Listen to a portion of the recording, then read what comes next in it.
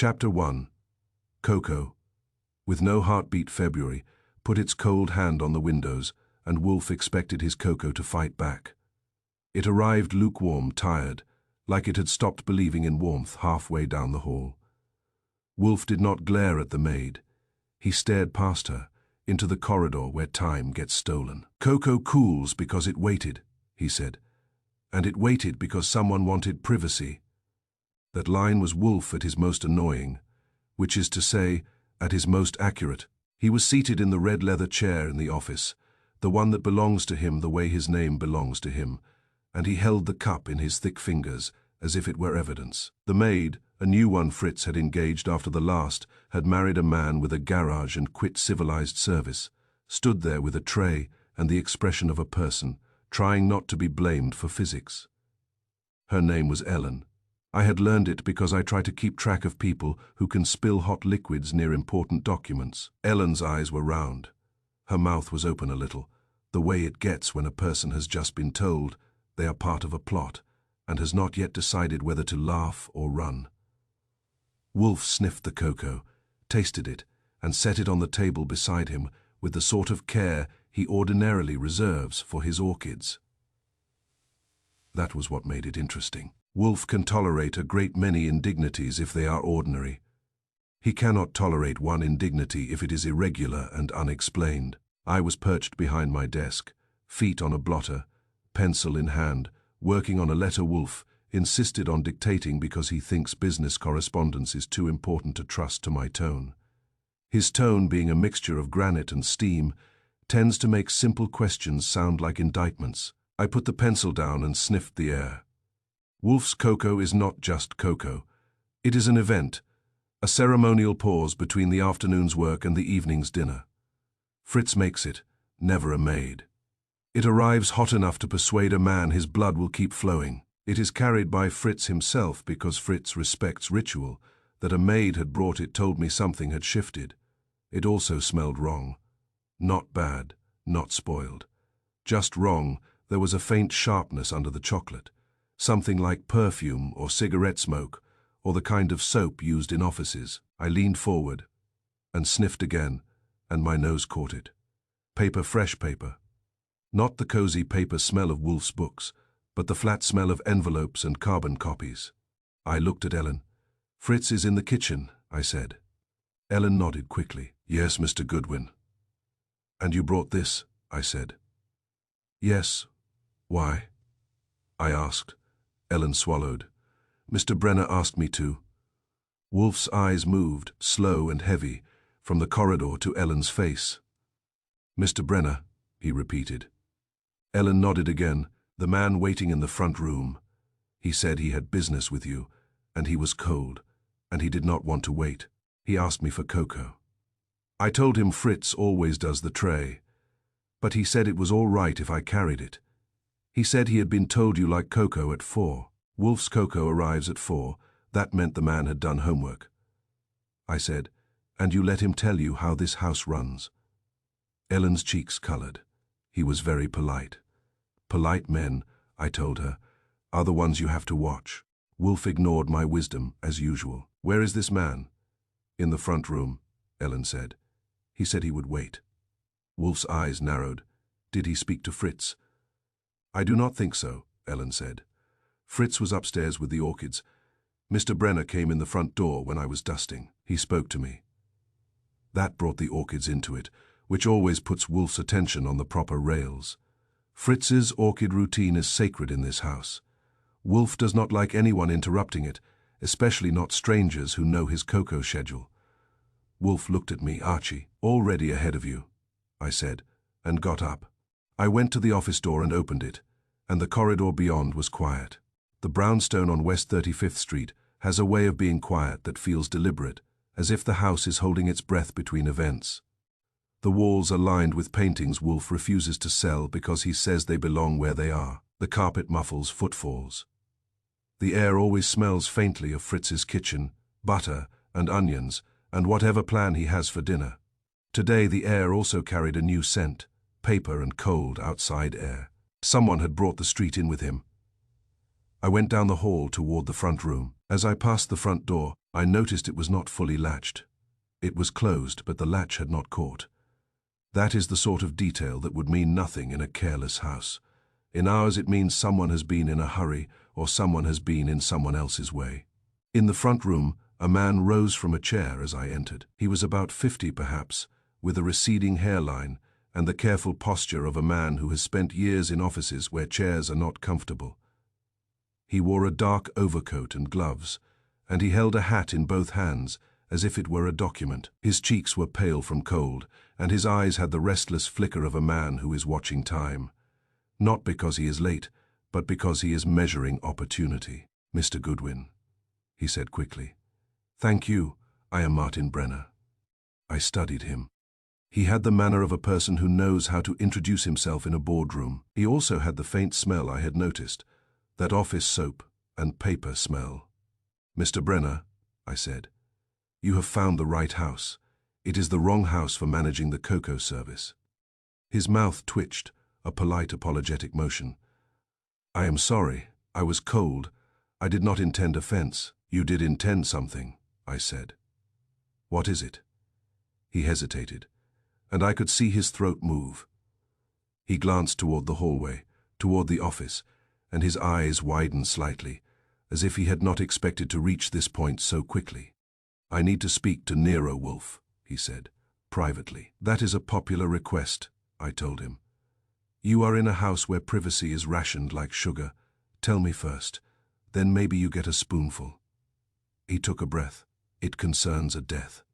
That got my attention, even in February. New York produces death the way bakeries produce bread, but people do not come to Wolfe's brownstone to announce it unless they want something from it. "A death," I said. "Whose?" He swallowed. "My employer's, or rather, a man my employer employed. Harold Vance." I felt the faint click in my mind. Names are hooks. That one had a hook on it, though I did not know yet what it would catch. "Come along," I said. I led him down the hall to the office. Ellen was still there, looking as if she expected to be fired, and Wolfe was still seated, looking as if he expected the universe to behave. "Mr. Wolfe," I said, "Martin Brenner. He brought your cocoa by remote control and claims it concerns a death." Wolfe's eyes settled on Brenner. He does not blink much when he is assessing. He lets other people blink instead. "Sit," Wolfe said. "Speak." Brenner sat on the yellow chair, careful not to sink too far into it, and put his hat on his knee. He looked at Wolfe, then briefly at me, then at the cocoa cup, as if it were part of the interrogation. "My employer is Gavin Marsh," he began. That name landed harder. I had heard it before, in connection with neighborhood contracts and men who wore clean gloves for dirty work. Wolfe's eyes narrowed a fraction, and I knew he had also filed it away. "Mr. Marsh is involved in security coordination for the rail line," Brenner said, "and also in oversight for several building projects in Midtown. He is, as you might say, well connected." Wolfe made a small sound that could have meant contempt or agreement. With Wolfe, those are often the same. "Last night," Brenner continued, "a man named Harold Vance died at Penn Station." Wolfe's gaze sharpened. "Died how?" Brenner hesitated. "There was an incident, a delay. The details are unclear in the public reports, but the important fact is that the delay was not an accident." I leaned back against my desk. "Public reports? You mean there are none yet?" Brenner's cheeks colored slightly. "Not formal word travels." Wolfe's voice was cold. "Word travels when carried.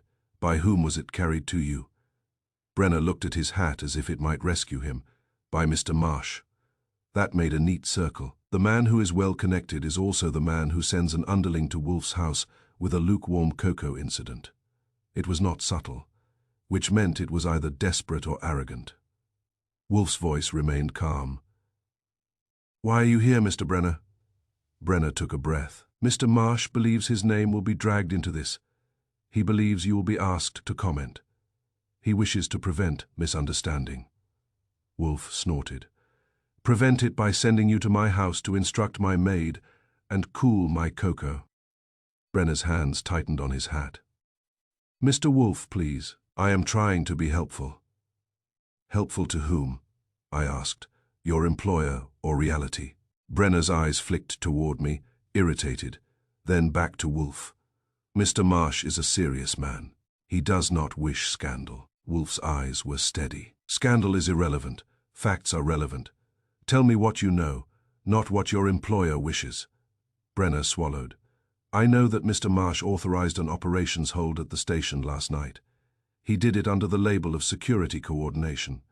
Wolfe's gaze did not waver. Was there a genuine emergency? Brenner hesitated too long. That was answer enough, I said. If you have to think about it, it was not genuine. Brenner's mouth tightened.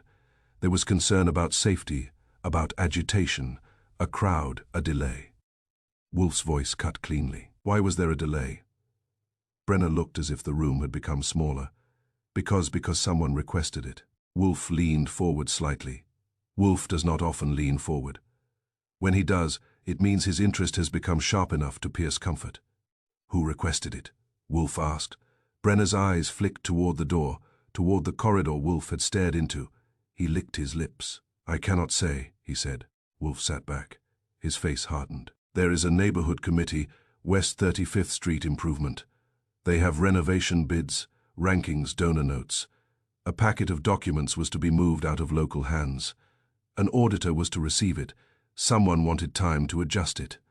I felt my eyebrows rise. The story had turned, fast and sharp, and I liked that. It meant Brenner had brought something other than cocoa trouble. Wolfe's gaze was cold. You know this? Brenner nodded. Yes. Wolfe's voice was flat. How? Brenner swallowed. Mr. Marsh knows. Darren Holt. Ah, there was another hook. Darren Holt. The kind of name you expect to hear in connection with donors and committees and men with polished shoes. Wolfe's eyes narrowed. And Harold Vance. Brenner hesitated. Vance was attached. He was to be present, to receive. He died. Wolfe's voice was quiet. You have come to ask me to protect Mr. Marsh. Brenner shook his head quickly.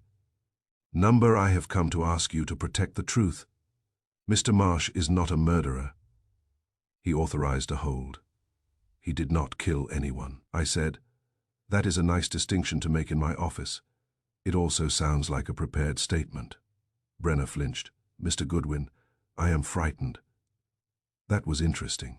Underlings are not usually frightened, unless the man above them is worse than the law. Wolfe studied him. Why are you frightened, Mr. Brenner?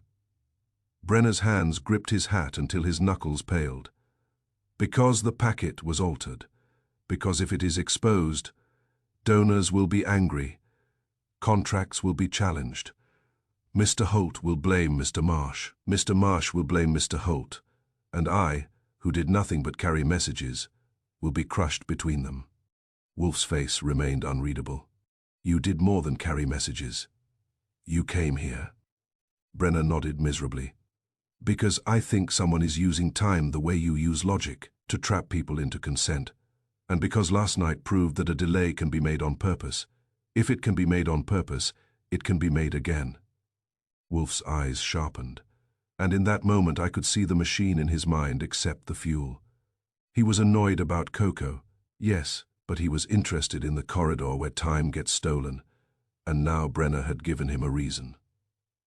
Where is Mr. Marsh now? Wolfe asked. At his office, Brenner said quickly. He has asked me to speak to you first. He believes you will be willing to mediate. Wolfe's mouth tightened. Mediate between criminals. Brenner protested. They are not criminals. It is only paper. Wolfe's voice turned colder. Paper is power. A page can redirect a contract, redirect money, redirect reputation. If a man manipulates time to alter paper, he is not merely discourteous. He is dangerous, I said. Also, a man is dead. Brenner nodded, face tight. Yes. Wolfe looked at the cocoa cup again. It sat there, brown and dull, a symbol of delayed warmth. Wolfe's eyes lingered on it, and I knew he was thinking about the private minutes. A man can steal if he can control a corridor, a schedule, An operations hold. He looked at Brenner. You said the packet was altered. Where is it now? Brenner swallowed. I do not know. It was with Kara Doyle. Kara Doyle, Wolfe repeated, as if tasting the name.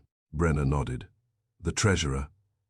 Wolfe's gaze shifted to me. Archie.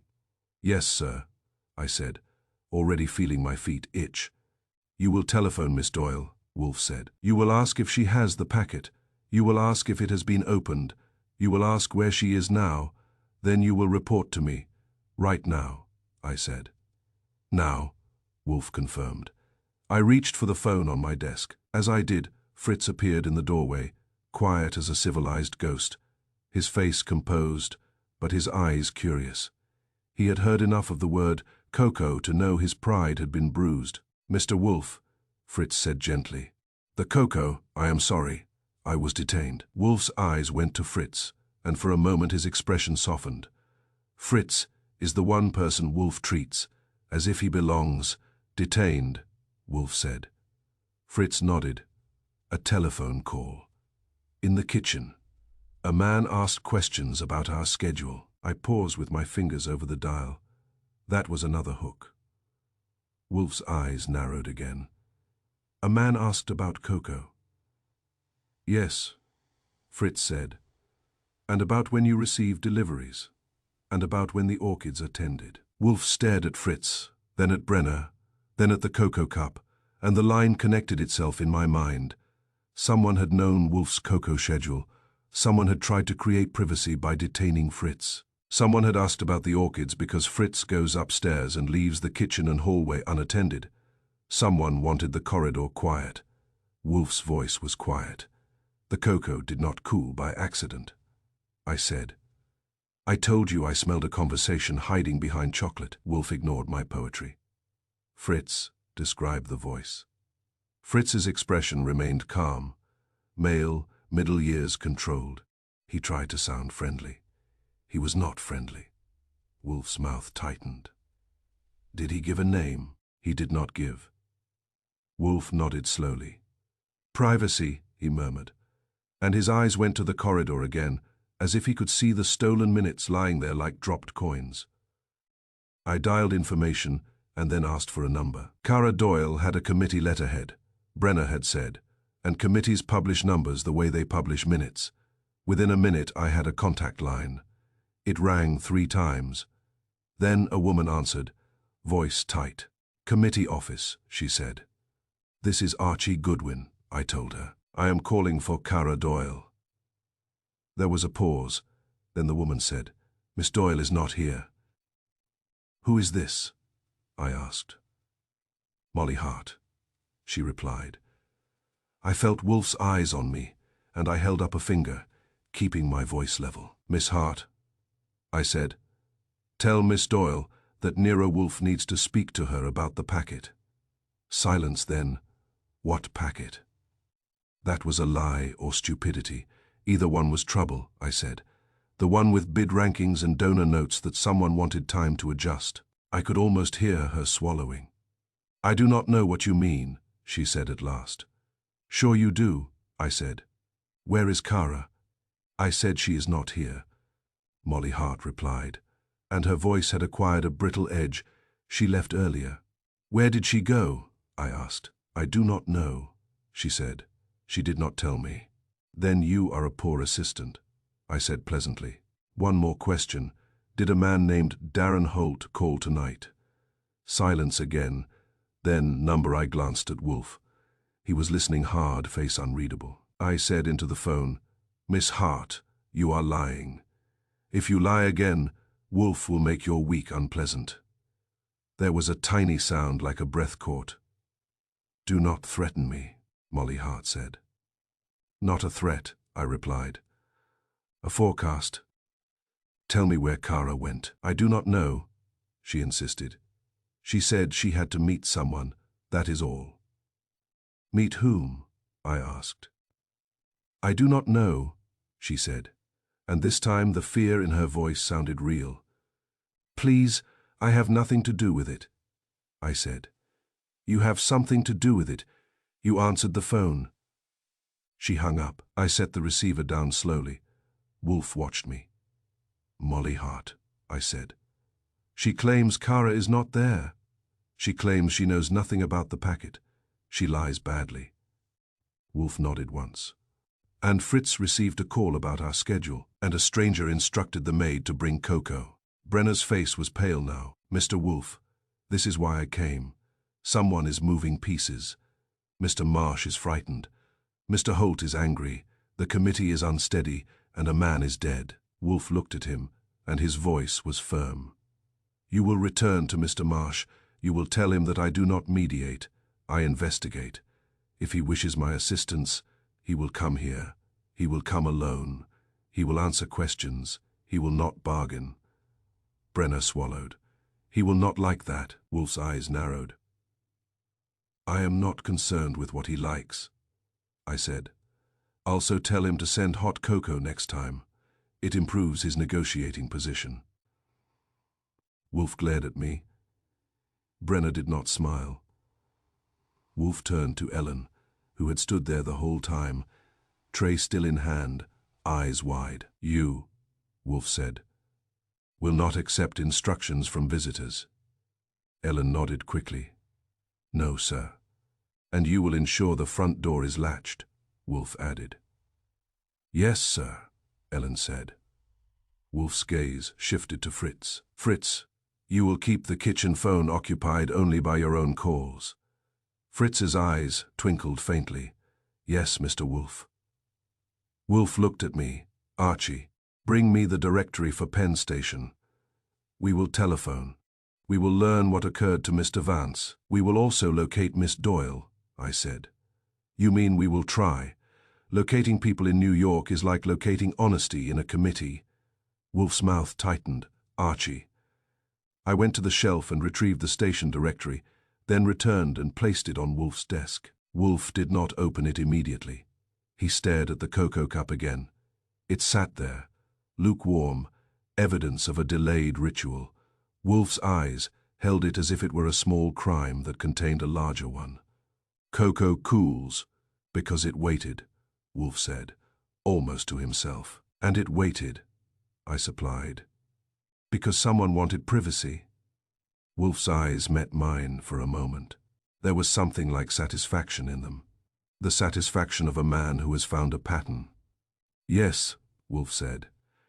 "The first theft was not of paper, it was of time." Outside, February rattled the windows again, as if reminding us that the city does not pause for anyone's schemes. Inside, the brownstone held its breath, orchids glowing upstairs, dinner still hours away, and a corridor that had just been used as an instrument.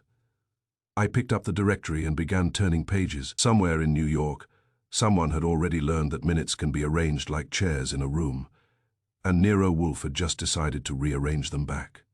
Chapter 2. The corridor that held its breath, the tray, should have come straight.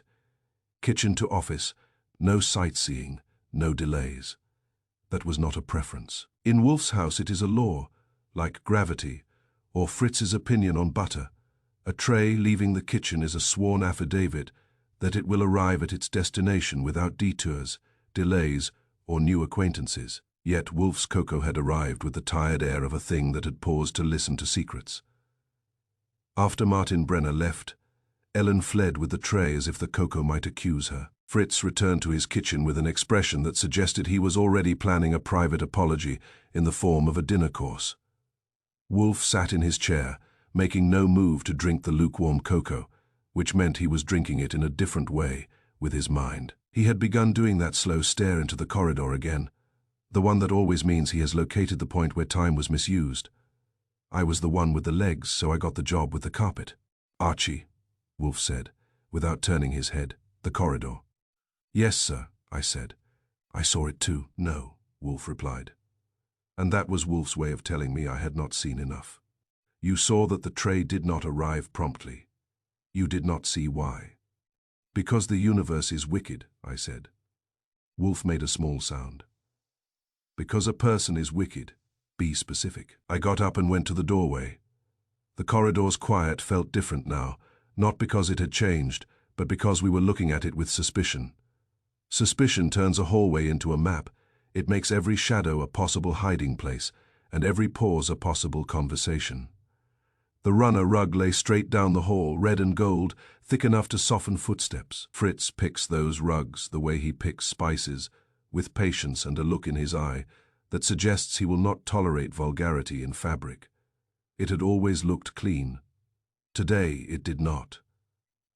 There were dark marks on it, wet and oval, stamped like kisses. 3 near the front room doorway, 2 more closer to the plant stand, and then a faint trail toward the kitchen.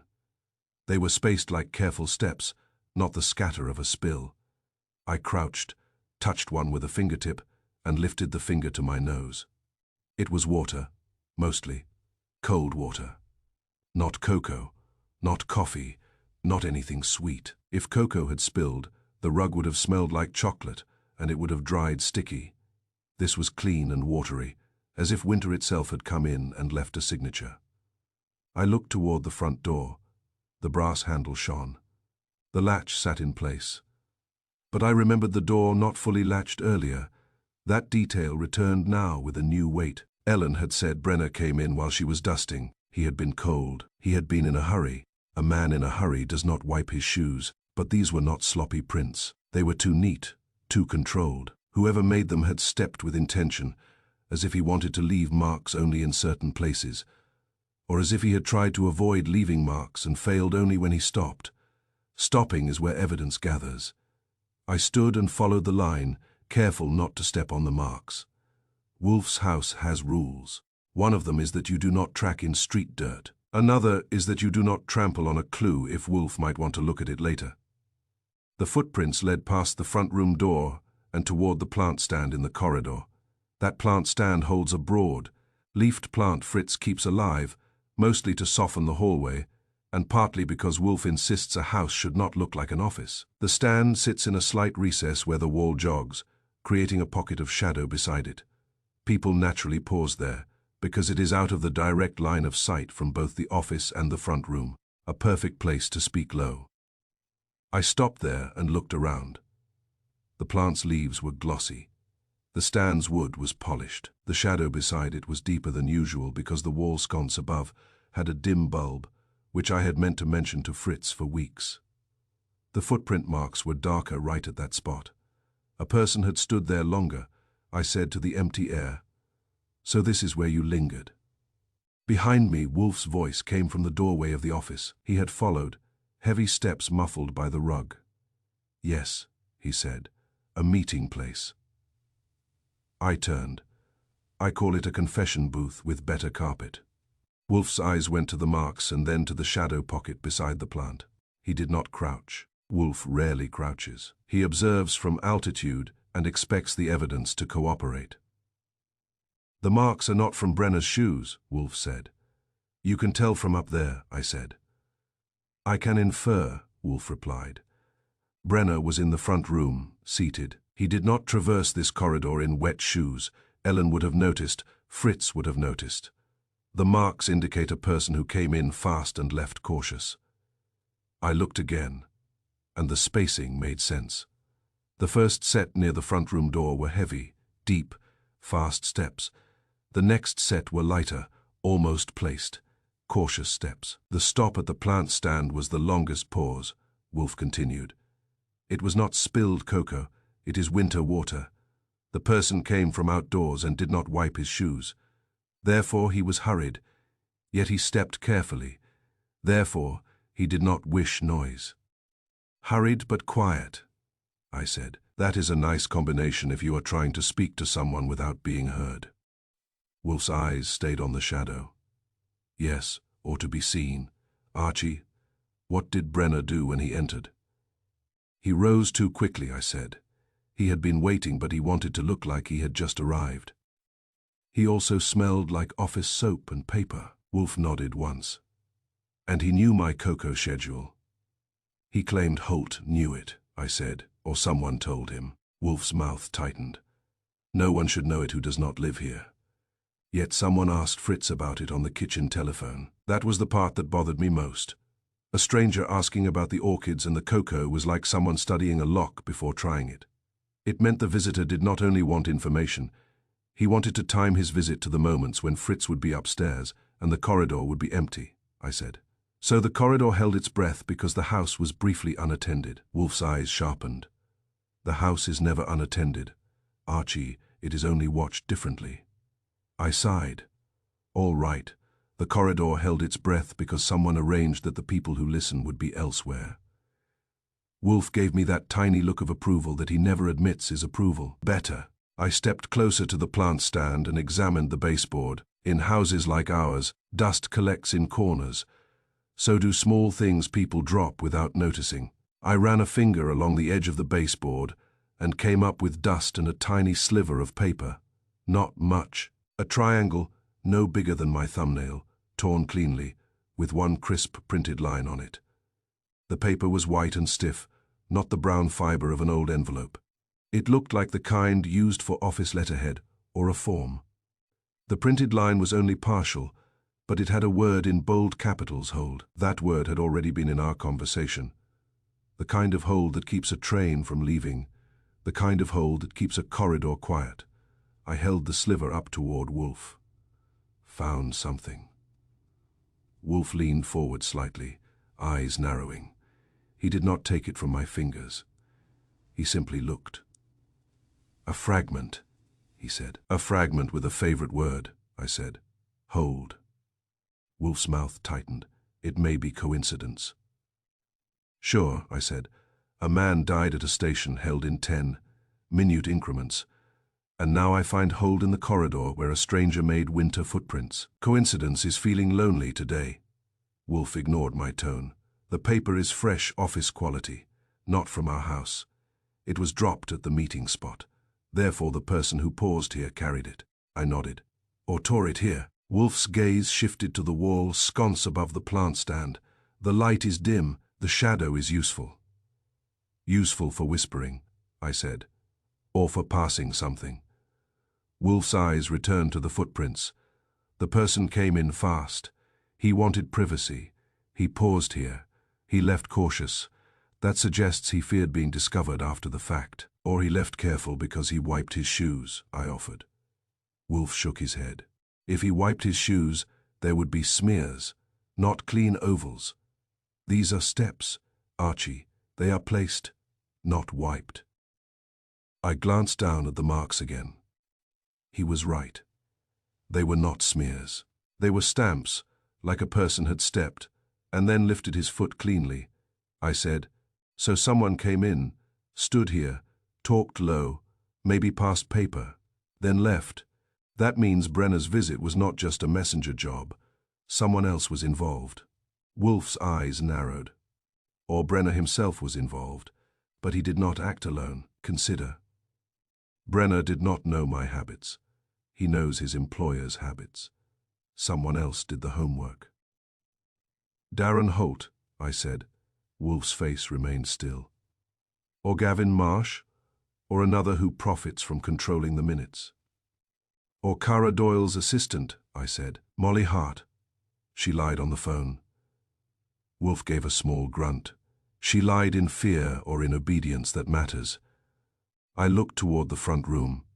What about Ellen? She let Brenner in. She carried cocoa. She might have been used. Wolfe's tone softened slightly, which for him is a concession. A maid can be used without knowing it. Ellen's error was not malice. It was compliance, I said. Compliance is the theme. Wolfe nodded. Yes, the manipulation of time creates compliance. A delayed tray, a delayed train, a delayed response. All produce a moment in which a person will accept instruction rather than ask why. We returned to the office, Wolfe moving with his heavy patience, me carrying the paper sliver like a tiny badge. Fritz was in the doorway, hands folded, expression composed, but attentive. He does not intrude, but he does not miss anything.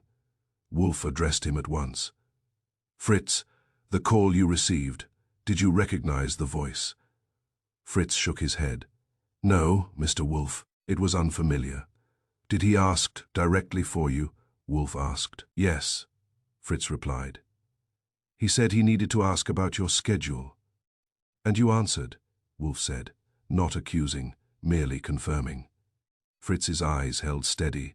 I did not give exact times. I said only that you have cocoa in the afternoon and that you do not like interruption during the orchid hours. Wolfe's mouth tightened. That is sufficient for an intelligent predator. Fritz said gently. He sounded as if he already knew. He asked so that I would confirm. Wolfe nodded. Yes. Confirmation is power. I set the paper sliver on Wolfe's desk.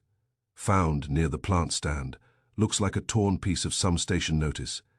It says hold. Wolfe looked at it as if it were a small insect pinned under glass. Interesting. Fritz's eyes flicked to it. He did not speak, but I saw the slight tightening around his mouth. Fritz does not like the idea of strangers bringing their dirt and their words into this house. Wolfe sat in his chair again, as if reclaiming his proper territory, and folded his hands over his stomach. Archie, he said, the corridor is a stage. Someone used it for a private conference. Someone also used the kitchen telephone to separate Fritz from the hall. That is deliberate. Which means, I said, Brenner was not the only visitor, even if he was the only one who got into the office. Wolfe's eyes narrowed. Yes, and it means the person who arranged it is already familiar with this house's routines. I frowned. Familiar how we do not run tours. We do not, Wolfe said, but our routines can be observed. This street has eyes. The committee has members who stroll. Donors do not live in caves. They watch, I said. So somebody watched our front door, watched Fritz's patterns, watched Ellen dust the front room, then stepped in during the right minute. Wolfe nodded slightly. The corridor held its breath because it was instructed to, not literally, of course, but by the removal of witnesses. I leaned on my desk. All right. Who would do that, Holt? Marsh. Someone else. And why do it here, instead of at the station? Wolfe's eyes moved to the cocoa cup. It still sat there, untouched, a symbol of delayed warmth. Because this house is a pressure point, Wolfe said. If one can influence me, one can influence the narrative. If one can delay my response, one can act elsewhere while I am occupied. Elsewhere meaning the committee, I said, or the auditor. Wolfe's eyes sharpened. Yes, the packet, the altered page, consent manufactured. Those are the stakes. But to succeed, the conspirators require a second thing. Time, I said. Wolfe nodded. Time arranged. Time issued. The office telephone rang. Then, sharp and sudden, I reached for it. Because in this house, I am the one who answers unless Wolfe is in a charitable mood, and he rarely is. I lifted the receiver. Goodwin speaking. A woman's voice came through, tight and hoarse with strain. Mr. Goodwin, this is Kara Doyle. I felt my shoulders tighten. Wolfe's eyes snapped to me. Kara, I said, keeping my voice calm. Where are you? In my apartment, she said. I am not alone. Someone has been here. Wolfe's voice came low but clear. Put the receiver on the desk, Archie. I did, and pressed the switch so Wolfe could hear. Miss Doyle, Wolfe said into the room, not into the receiver, but his voice carried. Speak plainly. Kara's voice trembled. Summoner broke in. Nothing taken, but papers moved.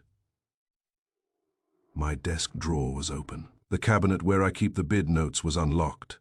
I swear I locked it, and there was water on my rug footprints. I looked at Wolfe. He looked at me. Footprints again. Wolfe's voice remained calm. When did you discover this? Just now, Kara said. I came home from the committee office. Molly was acting strange. She told me you called. I left. When I got here, the lock looked scratched. Do you still have the packet? Wolfe asked. Yes, Kara said quickly. It is in my coat pocket. I have not opened it. Wolfe's eyes narrowed. Do not open it. Do not touch the ribbon. Do not even remove it. You will come here at once. Kara hesitated. Mr. Wolfe, I am frightened. Then bring that fear with you, Wolfe said. It will keep you attentive. Take a taxi. Do not walk. Do not speak to anyone on the way. If anyone approaches you, you will scream." There was a tiny pause. Then Kara said, "All right, I am coming." The line went dead. I set the receiver down and exhaled. Wolfe's gaze went to the corridor again, and I understood why. The same method had been used twice: water footprints. A fast entry, a careful exit, a pause in a shadowed spot. Someone was repeating a pattern. "Footprints," I said. Wolfe nodded. "Yes, the corridor that held its breath has a twin. Miss Doyle's apartment corridor likely held its breath too."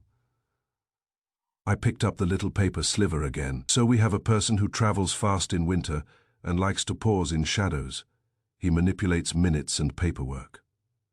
Wolfe's voice was quiet, satisfied in the way I dislike because it means we are deeper in than I would prefer. "We have a person who understands that the easiest theft is not of paper but of time." Fritz spoke softly from the doorway. "Mr. Wolfe, shall I prepare tea? And perhaps cocoa, properly hot?" Wolfe glanced at the cocoa cup and then at Fritz. His expression softened slightly. "Yes, Fritz, hot." Fritz nodded and disappeared like a promise kept. I looked at Wolfe. "Do you want me to bring Saul?" "Not yet," Wolfe said. "First, we will receive Miss Doyle and the packet. Then we will decide who must be invited into my office." That word "invited" carried a certain weight, because in Wolfe's world invitations are traps laid with furniture and manners, I said, "and the corridor." Wolfe's eyes moved again to the hall. "Yes, the corridor, the place where someone paused to speak low. We will not ignore it. We will treat it as what it is." "A meeting spot," I said. "A confession booth," Wolfe corrected. "For those who believe a whisper can remain private. It cannot, not in this house." I went to the front door and checked the latch myself. It caught with a firm click. I stood there a second, listening to the muted sounds of the brownstone, the distant hum of the city outside, the soft creak of pipes, the faint life of orchids upstairs. The corridor seemed ordinary again, but now I knew it could hold its breath. And somewhere in New York, a person who liked to steal minutes was already moving, leaving careful wet kisses on carpet, stepping into shadows to speak low, believing the world would stay quiet long enough for him to rearrange a page and call it consent. Chapter 3. The client who needed warmth, Ross Klein, arrived with the kind of knock that belongs to men who do not apologize for taking up space. It was not loud. It was final. The bell rang once. Then the knock came, and the knock said he did not like waiting in halls. I opened the door, and the cold tried to climb inside with him. February was still putting its hand on the windows, and it had not loosened its grip.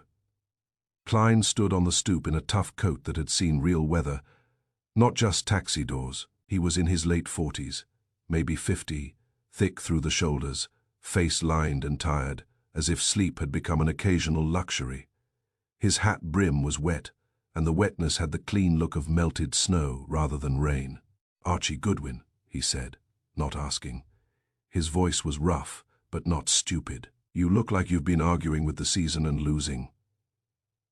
He stepped inside without waiting for an invitation, which is the sort of thing Wolfe hates, and I tolerate because it saves time. He shook his coat once, not a sloppy shake, but a controlled one, and I noticed his boots were damp but not muddy. Damp is honest in February, mud is a confession. "Ross Klein," he said, "I need Nero Wolfe." "Join the club," I told him. "Hang your coat on that hook, and try not to drip on the rug. The rug is innocent." His eyes flicked to the corridor, quick and wary, as if the hallway might contain a person he had left outside by accident. That glance was not theatrical. It was reflex. A man does not glance like that unless he expects someone to follow him. "Is this place secure?" he asked. "As secure as a house in New York can be," I said. "Which means it depends on who wants in." He grunted and followed me toward the office. His footsteps were heavy, but he placed them with care, avoiding the darker wet marks on the runner rug without looking down. He knew where not to step, which told me he had been watching the floor from the moment he entered. Men who have been leaned on notice small things. In the office, Wolfe sat in his chair, a black shape against the warm light, looking as if he had never moved and never intended to. The cocoa had been replaced by a fresh cup, steam rising properly this time. Wolfe's nostrils flared once. Content, Fritz had redeemed the ritual. Kara Doyle was there too, seated stiffly in the yellow chair. Coat still on, cheeks pale from cold and fear. She held her handbag in her lap as if it contained her spine. The sealed envelope was not visible, which meant she had followed Wolfe's instruction not to advertise it, and that alone made me like her more. Wolfe's eyes moved to Klein, and he did that slow assessment that makes people feel they have been weighed. "Mr. Klein," Wolfe said. It was not a question. He had heard the name from my introduction. Caslin did not sit until Wolfe gestured. Wolfe gestured. Klein sat, not lightly, but with the controlled drop of a man who expects chairs to break under him. "You need warmth," Wolfe said. Klein blinked. "Warmth." "Your hands," Wolfe said, eyes on them. "They are cold. Your coat is wet. You came quickly. You required warmth, so you came here." Klein's mouth tightened. "I came because I needed answers." "Answers are also warmth," Wolfe said. "They comfort." Klein's eyes flicked to the corridor again when the house creaked. A small, settling sound from upstairs. He did it without thinking, the way a hunted animal's ears turn at every rustle. Wolfe watched that, and I watched something else. I watched Klein's hands. They were large, with thick knuckles, and he held them clasped together, as if restraining them. They looked strong enough to handle bricks, but they were too clean. The nails were trimmed. The skin had none of the embedded grime that real excavation work gives you. None of the small cuts and roughness that come from years of hauling and hammering. A man can have clean hands and still run a contractor business. He can supervise. He can wear gloves. But Klein's hands were not just clean, they were careful. A man with careful hands knows how to avoid leaving marks. That made me alert. Klein cleared his throat. "Mr. Wolfe, I'm a building contractor. Klein Construction. We do mid-range commercial work. Renovations, retrofits, that kind of thing." Wolfe's eyes remained steady. "And you have a problem?" "Yes," Klein said. "My partner vanished." Kara's head lifted slightly. She looked at Klein as if his words had pulled her closer to him. Vanishing partners and altered packets belonged to the same neighborhood of trouble. "When?" Wolfe asked. "Last night," Klein said. "After a late night talk." Wolfe's eyebrows lifted a fraction. "Talk? With whom?" Klein hesitated.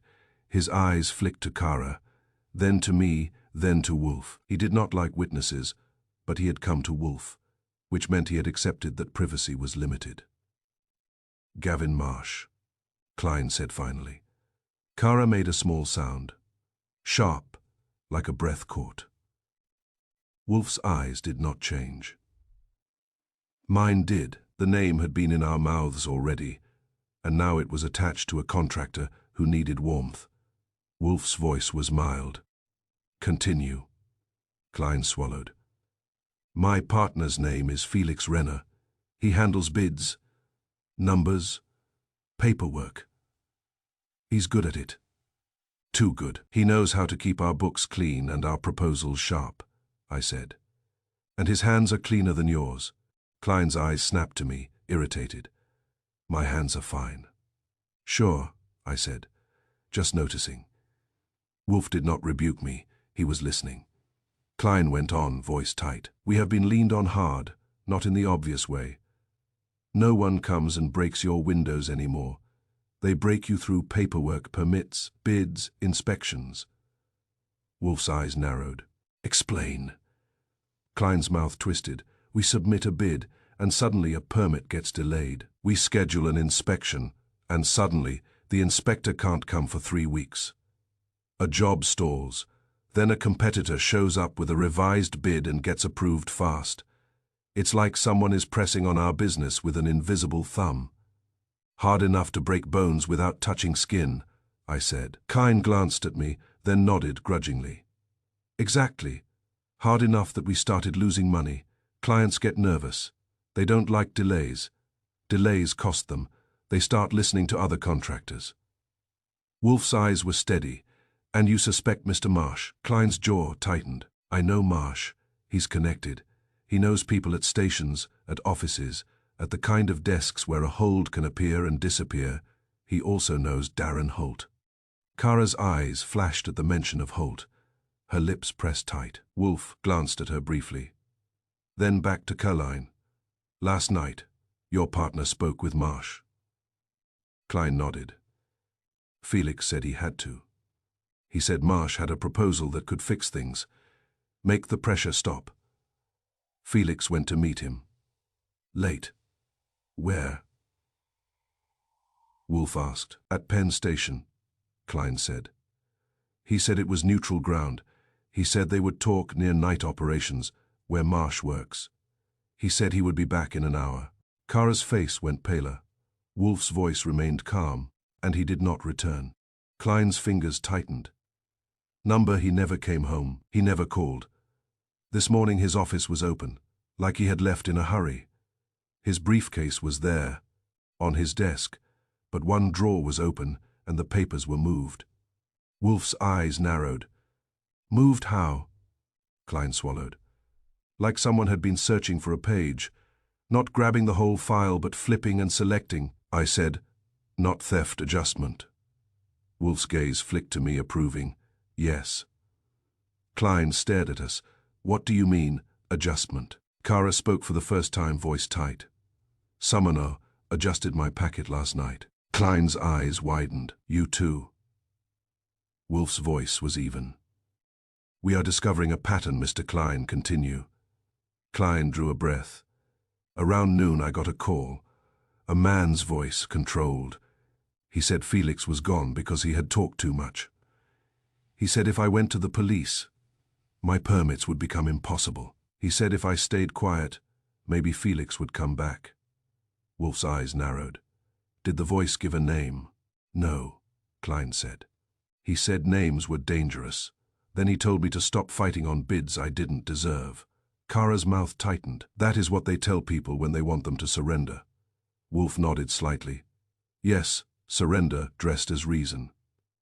Klein's eyes flicked to the corridor again when the house creaked. It was a small sound, a pipe settling, but Klein's gaze moved as if expecting a footstep. Wolfe watched that. Wolfe watches fear the way he watches clocks. He notes how it ticks. You are afraid, Wolfe said. Klein's jaw clenched. I'm angry. Wolfe's eyes remained steady. Anger is a form of fear. You fear you are being controlled. Klein's mouth tightened. Because I am. Wolfe nodded. Yes, you are being controlled by the manipulation of time and procedure. Your permits, your inspections, your bids. They are delayed or accelerated to compel obedience. That is a crime, even if the law is slow to admit it. Klein leaned forward slightly. Mr. Wolfe, I need my partner back. Wolfe's voice was calm. Do you believe he is alive? Klein hesitated, and that hesitation was raw. I have to. Wolfe nodded slowly. Hope is not evidence, but it is useful. Tell me about Felix Renner's habits. Did he carry a particular item, a notebook, a receipt book, anything? Klein frowned. He carried a small leather notebook sometimes, for numbers. Wolfe's eyes sharpened, and his briefcase was left behind. Yes. Wolfe looked at me. Archie, a man who leaves his briefcase has not planned to vanish. He has been interrupted, or he has been compelled, I said. Or he left it to make it look like he was compelled. Wolfe's eyes narrowed. Possible, but less likely given the threat call. Klein's voice rose. You think he was taken? I think he was controlled, Wolfe said. Whether by fear or force is to be determined. Kara's fingers tightened on her handbag. Mr. Wolfe, does this connect to my packet? Wolfe looked at her. Yes, and it connects to my cocoa. Klein blinked. Your cocoa, I said. You came in on a day when Wolfe's cocoa arrived lukewarm. That is a clue in this house. Klein stared at me as if wondering whether he had chosen the wrong address. Wolfe ignored his confusion. Mr. Klein, your business is being leaned on through time. Miss Doyle's committee is being leaned on through time. My household was interrupted through time.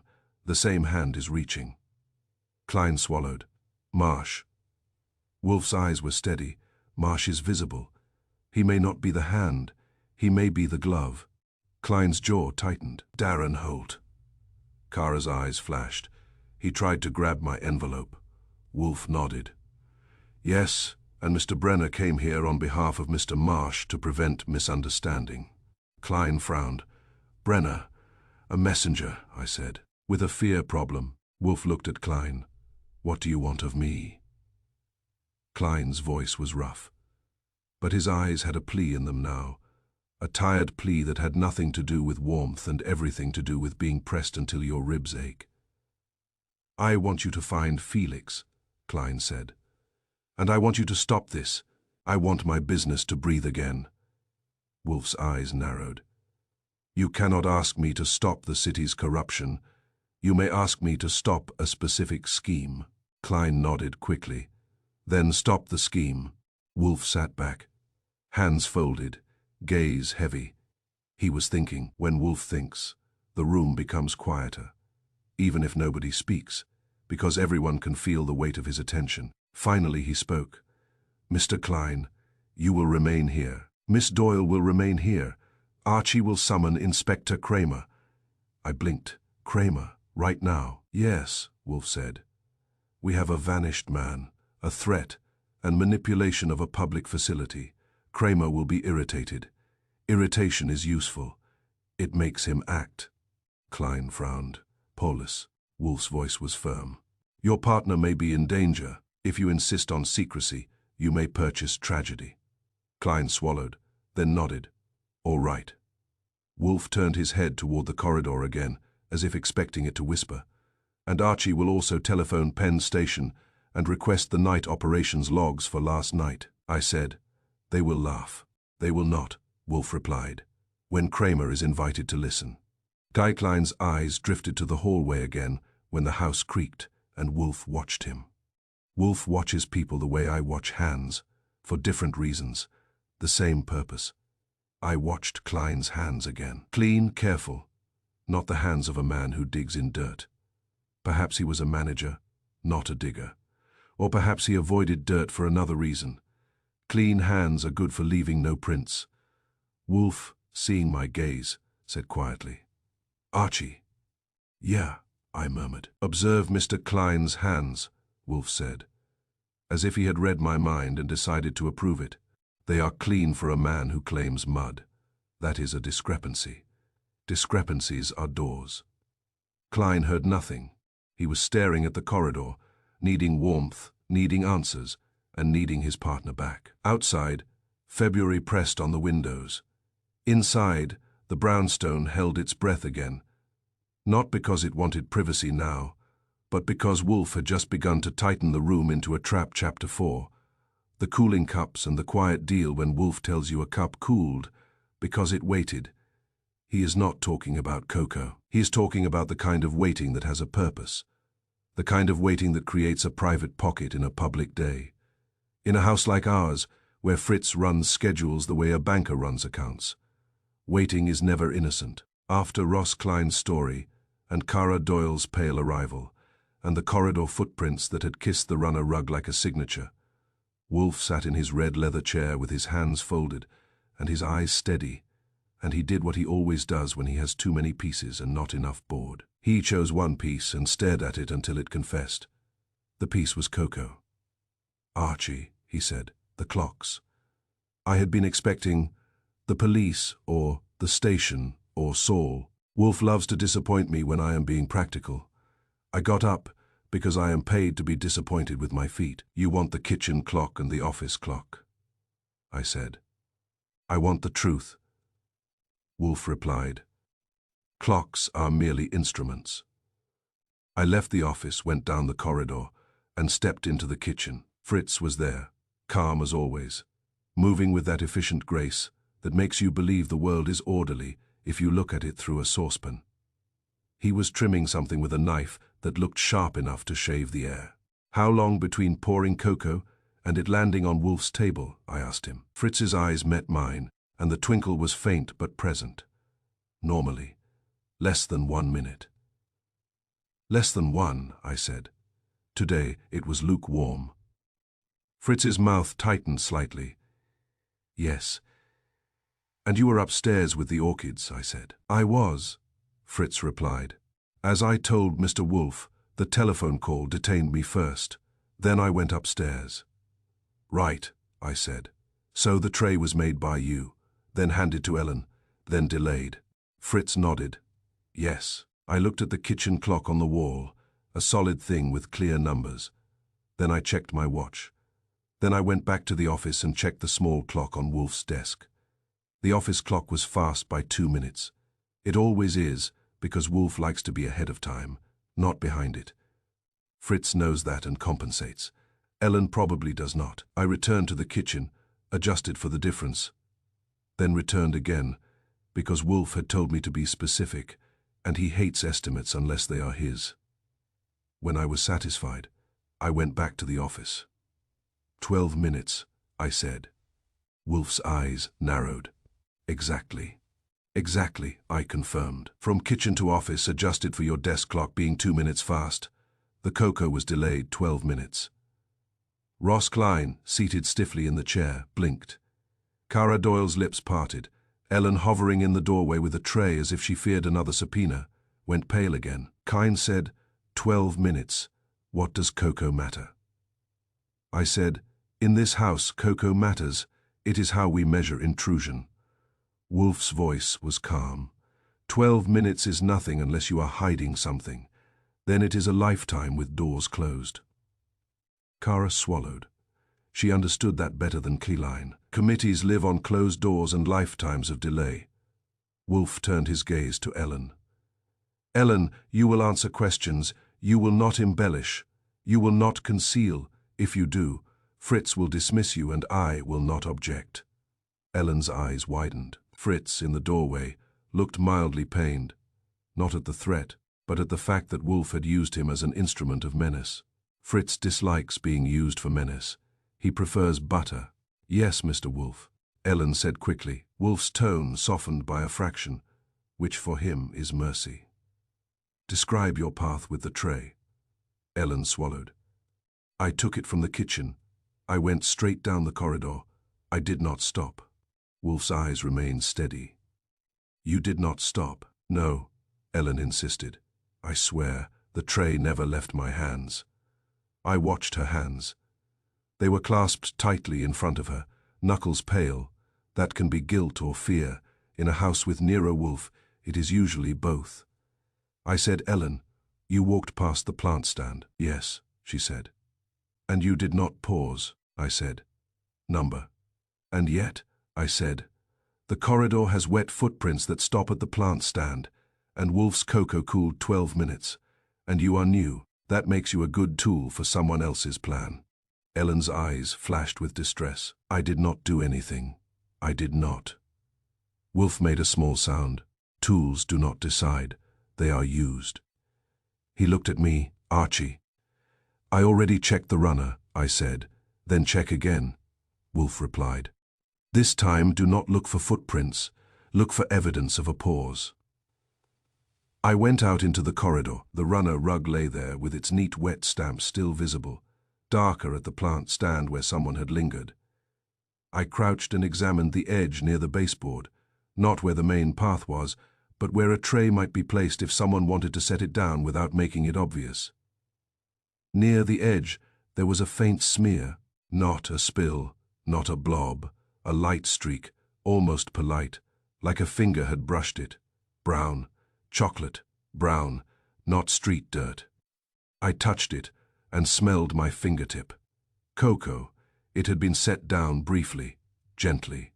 That was the corridor's magic. People swear they never stop, because stopping is a decision, and most stops are made unconsciously in response to someone else's voice or presence. The corridor does not make you stop with force. It invites you. I returned to the office. There's a smear of chocolate on the runner's edge, I said. Faint, like a tray was set down gently. Ellen's eyes widened. Number, I did not set it down. Wolfe's gaze was hard. You did, or someone caused you to. Ellen's voice rose. Thin. I swear I did not, I said. Ellen, you might have shifted it to adjust your grip. You might have paused for half a second. The corridor can steal half seconds the way thieves steal wallets. Ellen shook her head. Frantic. Number, I walked straight. Wolfe's voice was calm but implacable.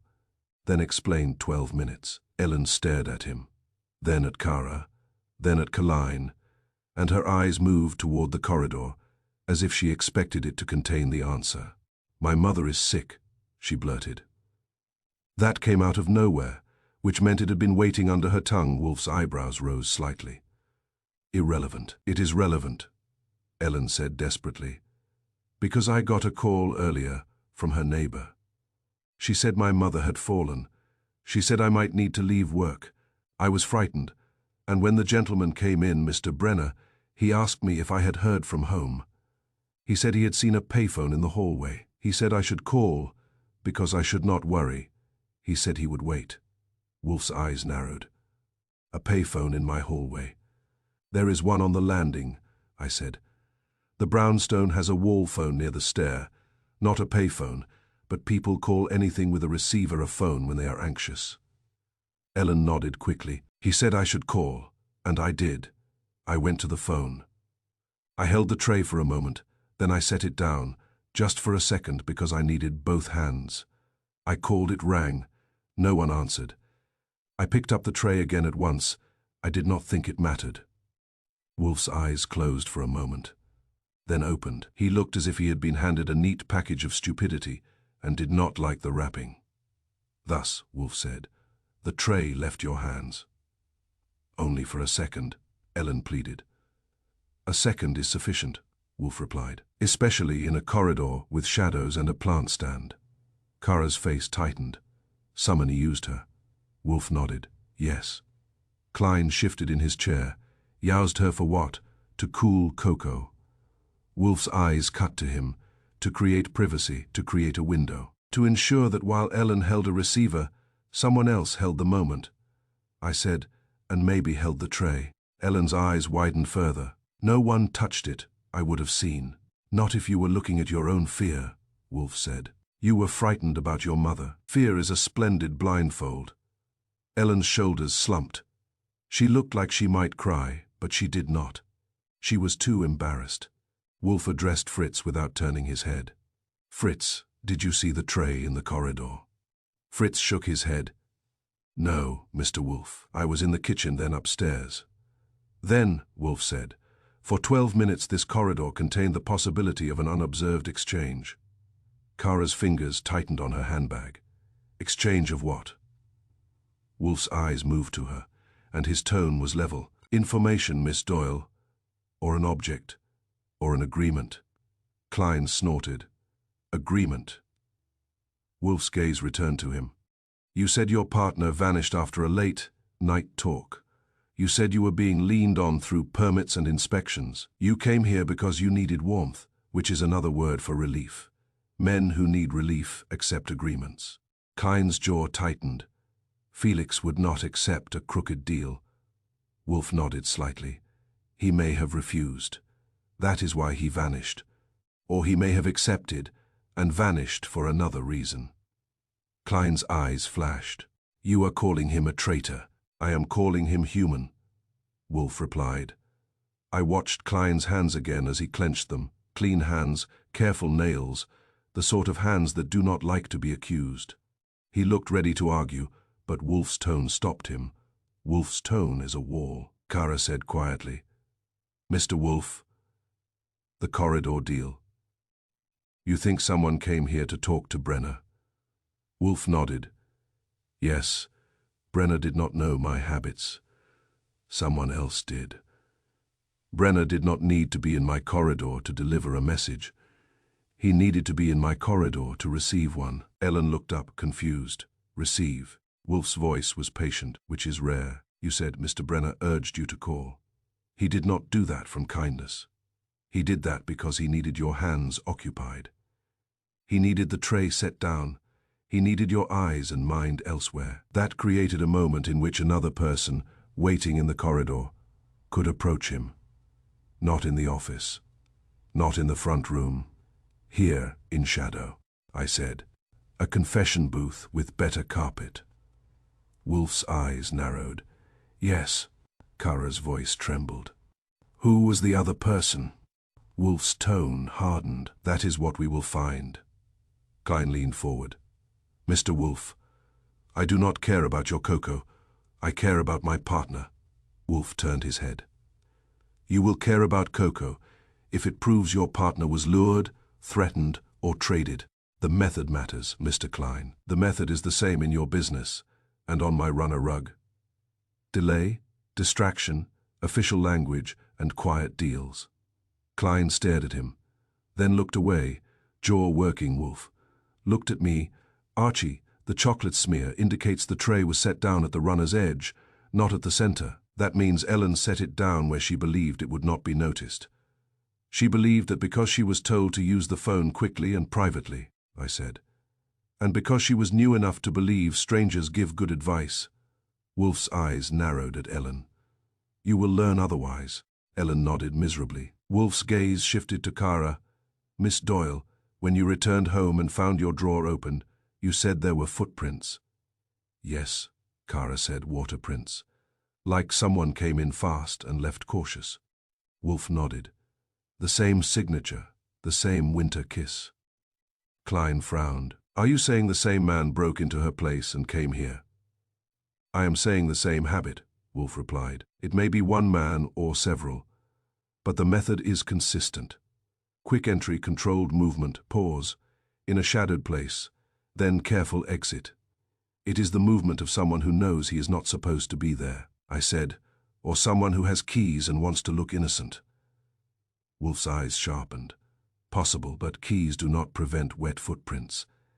He came in fast. He did not wipe.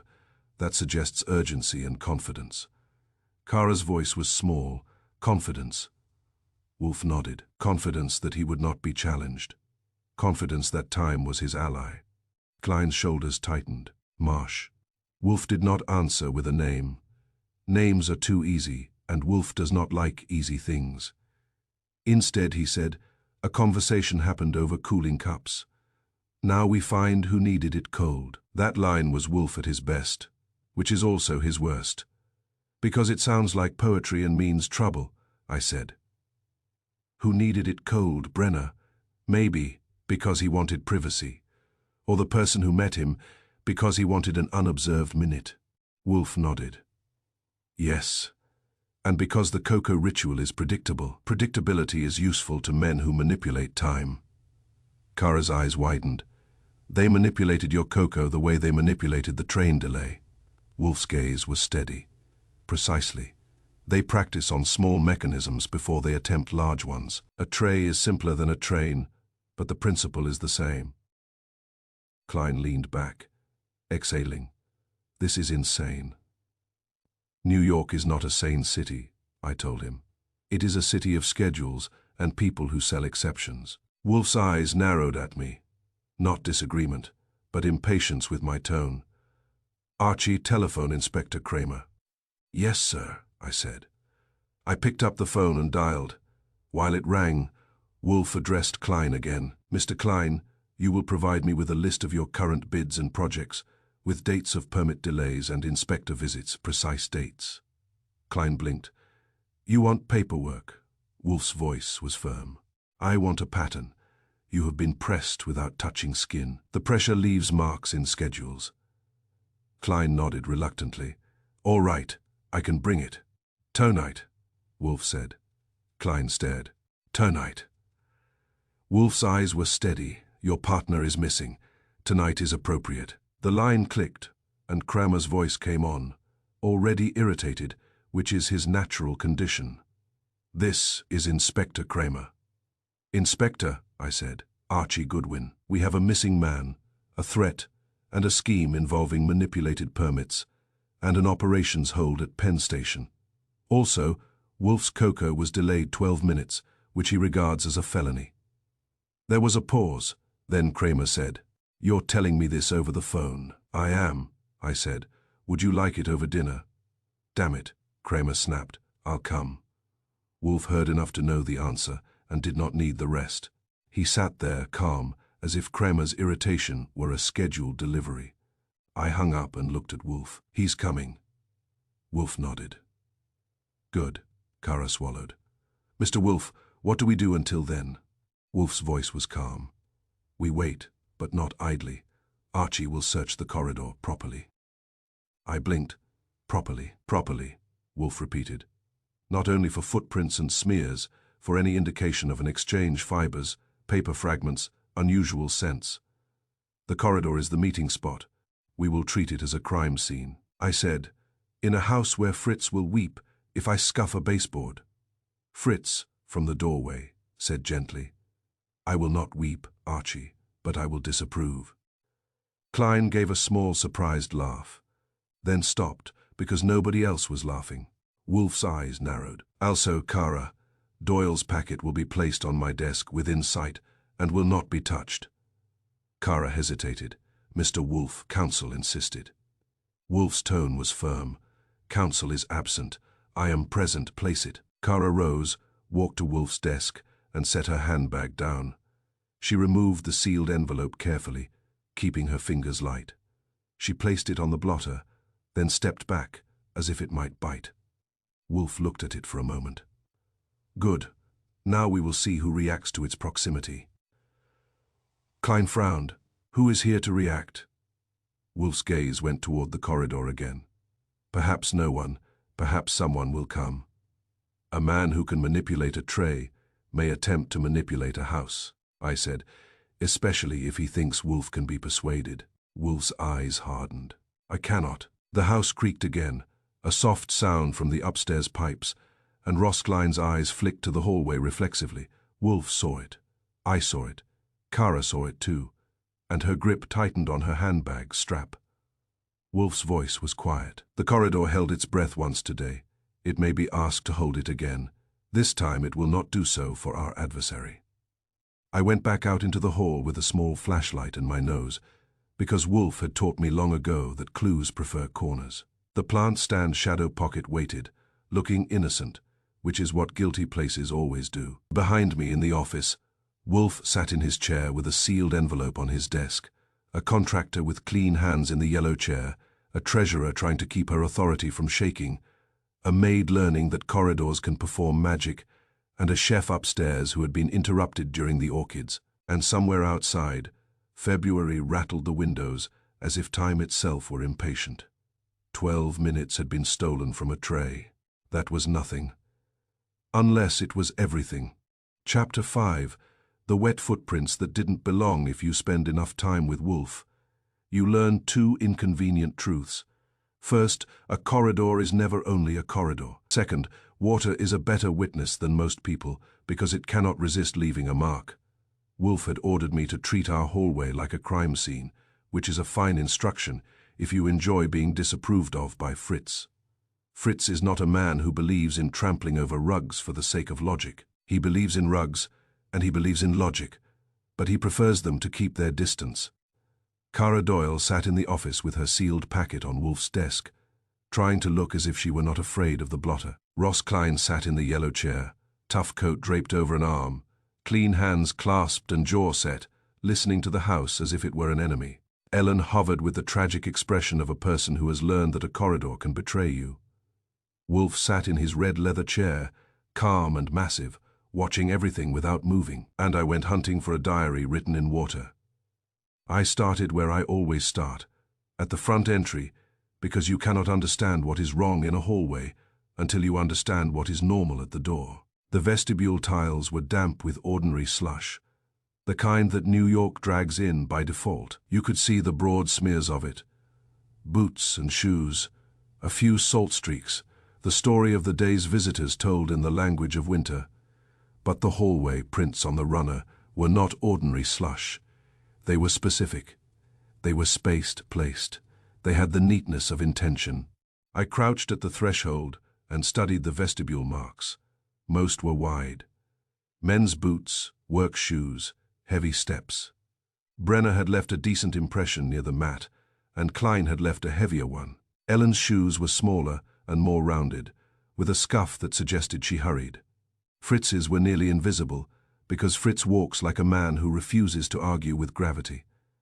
The hallway prints, the ones that had kissed the runner, were different, narrower, lighter, and the heel edges were sharper, as if the person favored a certain kind of shoe, one with a defined heel, not a flat work boot.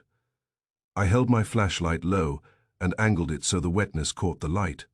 That helps. Water is shy, but it will shine if you coax it. The vestibule slush was messy. The hallway prints were clean. That told me something important. The person who left the hallway prints did not come in through the front entry and stomp straight to the corridor. If he had, he would have left a continuous mess. He would have left smears. Instead, he left distinct ovals, and the ovals began farther in, as if the wetness had been preserved until a certain point. He had either wiped his shoes and then stepped in water again, which would be a foolish dance, or he had entered through a different way, carrying a different kind of wet. I stood up and followed the runner toward the plant stand again, careful not to step directly on the prints. The plant stand shadow pocket waited like an old accomplice. The bulb above it still dimmed the light, which made the shadow deeper and therefore more attractive to men who like quiet deals. I stopped at the plant stand and examined the floor beyond it. The wet stamps were darker there, the pause point. They then continued, but they did not continue toward the office. They angled, subtly, toward the rear of the house. That was new. Earlier I had been so focused on the Coco delay and Ellen's story that I had assumed the visitor's path ran front to office to front. But the prints suggested something else. A detour, a back route. I followed the trail, past the plant stand, past the framed prints on the wall, past the door to the dining room. The prints became fainter as they went, which made sense. Water dries as it walks, but they were still visible enough to track with the flashlight. They led to the back stair. The back stair in Wolfe's brownstone is not glamorous. It is the part of the house that functions. Fritz uses it, the maid uses it. Deliveries use it. It leads toward the kitchen and the basement and the practical world that Wolfe prefers not to acknowledge, unless it brings him food. Strangers do not use the back stair. Strangers do not even know about it unless they have been told, or unless they have been inside enough times to discover it. That was why my pulse went a shade faster. The prints ended near the first step of the back stair, in the little square of worn flooring where staff paused to adjust a tray or open a door. The last print was almost delicate, the heel edge crisp, and then there was nothing. No print on the step itself. That meant the person had stopped there, and then either lifted his feet carefully to avoid leaving marks on the stair, or stepped onto something dry that erased him. A mat, a cloth, a change of shoes. Any of those were possible, and all of them meant planning. I straightened and listened. The kitchen was quiet, but not empty. I could hear Fritz moving, the soft clink of a pot lid, the whisper of water. He was preparing something for dinner, and if you ever want proof that civilization is fragile, watch Fritz fight chaos with a saucepan. I stepped into the kitchen doorway. Fritz looked up at once, because Fritz always knows when someone is in his space. "Archie," he said gently, "you are studying my flaws." "I am," I said, "and your flaws are telling me a story you might not like." Fritz's mouth tightened. "A story about wet shoes." "Yes," I said. "Did anyone use the back stair today who should not?" Fritz's eyes held steady. "Not that I saw." "Did you hear it?" I asked. "Footsteps, a door." Fritz shook his head. "When I was upstairs with the orchids, I heard nothing. When I was in the kitchen, I heard the front bell, and I heard Ellen. I heard no one on the back stair." I nodded. That did not clear it. It only told me that if someone used the back stair, he had done it quietly, and, Fritz added, if someone had opened the back door, I would have known. "The latch has a particular sound." "Unless it was already unlatched," I said. Fritz's eyes narrowed slightly. "It was latched." "Good," I said. "Then whoever went toward the back stair did not exit the back door." which left the basement. The basement door is near the back stair, and it is usually kept locked because Wolfe dislikes the idea that the world under his feet might be accessible to strangers. The basement holds supplies, coal, old furniture, and the kind of practical mess that does not belong upstairs. It also has another exit, a service exit, and a connection to the alley behind the brownstone. If a stranger wanted to enter or leave without using the front door, the basement was his friend. I looked at the basement door. It was closed. It looked innocent. Doors often do. I tested the knob lightly. It did not turn. Locked, as it should be. But locked doors can be picked. I know that because I have picked one or two myself, when Wolfe decided he needed access to something, and Kramer's patience was not in the room. I said to Fritz, "Do you have the basement key?" Fritz nodded. "Yes, it is in its place." "In its place," I repeated. "Which place?" Fritz's eyes twinkled faintly, despite the trouble, because Fritz enjoys order and enjoys reminding me that I am not the only keeper of it. "In the kitchen drawer, Archie, where it always is." "Good," I said. "Do not move it. Do not touch it. I will check it in front of Wolfe later." Fritz's mouth tightened. "You believe someone has used it?" "I believe someone has used the back stair," I said. "The footprints say so." Fritz glanced toward the corridor, and his expression hardened a fraction. Fritz is polite, but he is not naive. If someone has walked through his house leaving wet prints and doing quiet deals over cooling cups, Fritz takes it personally. It is an offense against the kitchen. I turned back to the corridor. The prints ended near the back stair, but the story did not end. I needed to make the story speak louder. So I measured. Measuring footprints is not romantic. It is what you do when you have no photograph and no confession. It is how you turn water into a person. I took a strip of paper from the kitchen counter, because paper is always available in Fritz's world, and a pencil from my pocket. I returned to the corridor and crouched by one of the clearer prints. I marked the heel edge, then the toe edge, and measured the length. Then I measured the width at the ball. Then I measured the stride, the distance from one heel to the next.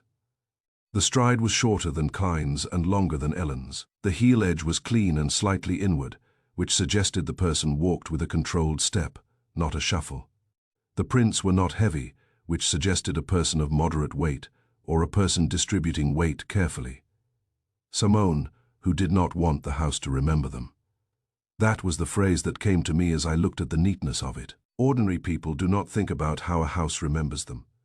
They step, they leave mess, they apologize or ignore it.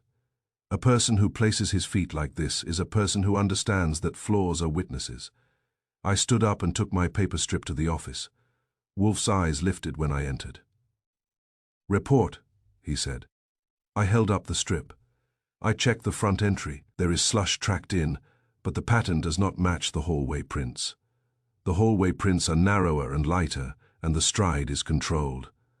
They angle toward the back stair, and they end there. Someone went toward the staff area, where strangers never should. Wolfe's eyes narrowed. Therefore the person did not enter as an ordinary visitor. "Right," I said. "He used the corridor, and then moved toward the back stair. That suggests he either knows this house or was told." Klein shifted in his chair. "Back stair. Why does that matter?" Wolfe's gaze stayed on me. "Because it is not used by clients. Continue, Archie." I glanced at Kara. She looked pale but attentive. She was learning the Wolfe method the hard way through discomfort. I said, "The prints are different from Klein's, different from Brenner's, different from Ellen's. They are not the ordinary slush mess. They are careful, like someone walked in wet, paused in shadow, then went toward the back." Wolfe's eyes went to Ellen.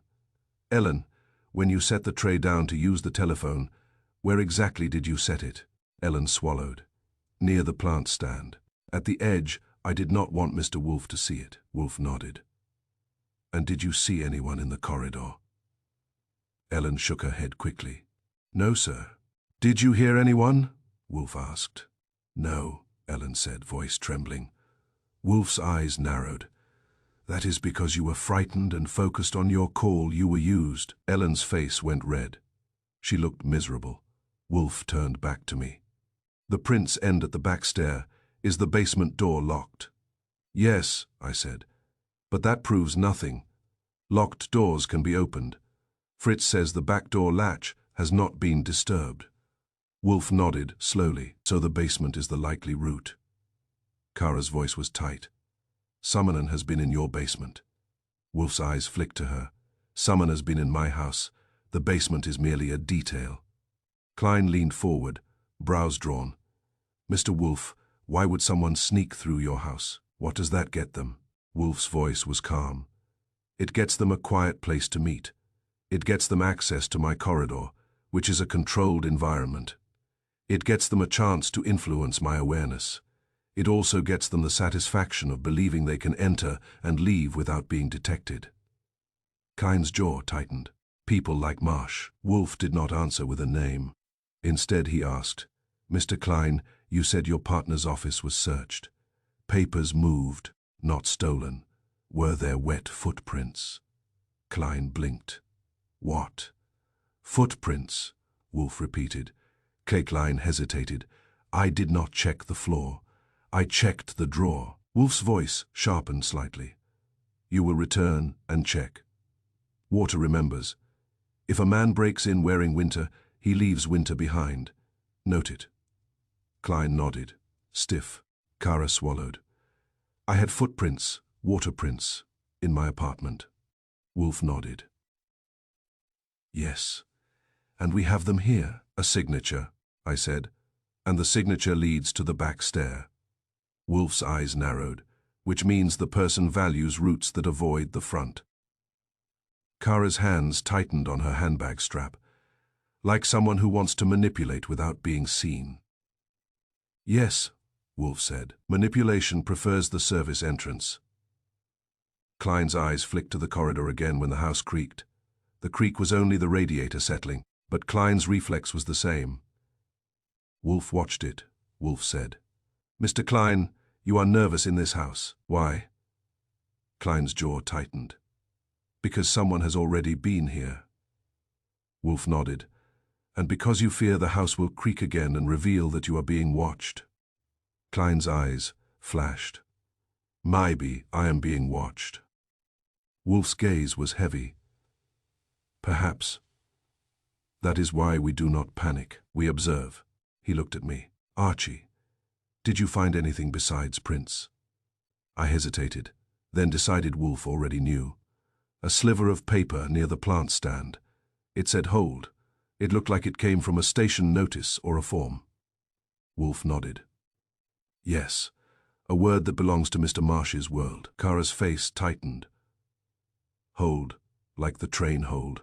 Wolfe's voice was calm. Like any hold. Hold a train, hold a permit, hold a tray, hold a committee's decision. It is one word for one method. Klein exhaled through his nose. So someone came here to hold something. Wolfe's eyes narrowed. Summoner came here to hold time. At that moment, the doorbell rang. It rang once, sharp, and in the office everyone froze for half a second. Not because we feared company, but because company had become a variable. Wolfe did not move. He looked at me. Archie, he said. I'm on it, I replied. I went to the front door, checked through the peephole, and saw Inspector Kramer's face sour and familiar. I opened the door. Kramer stepped inside, like a man who brings bad weather with him. Coat collar up, hat brim wet. He glanced at the runner rug, at the wet marks, and his eyebrows lifted. Well, he said, looks like you've been entertaining. Only the city, I said. Come in, Wolfe is waiting to offend you. Kramer snorted and followed me to the office. When he entered, Wolfe did not rise. He never rises for Kramer. That is part of their arrangement. Inspector, Wolfe said, you are punctual, which is unusual. Kramer's eyes narrowed. Don't start. Wolfe ignored him and gestured toward the desk where Kara's sealed packet lay. We have a threatened contractor, a frightened treasurer, a manipulated schedule, and evidence that my corridor was used as a meeting spot by an uninvited visitor.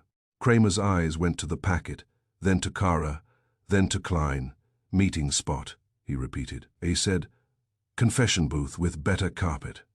Kramer glared at me. I heard that. Wolfe's eyes narrowed. Archie has discovered wet footprints on the runner rug. They do not match the front entry slush. They lead to the back stair, suggesting a covert route through the basement.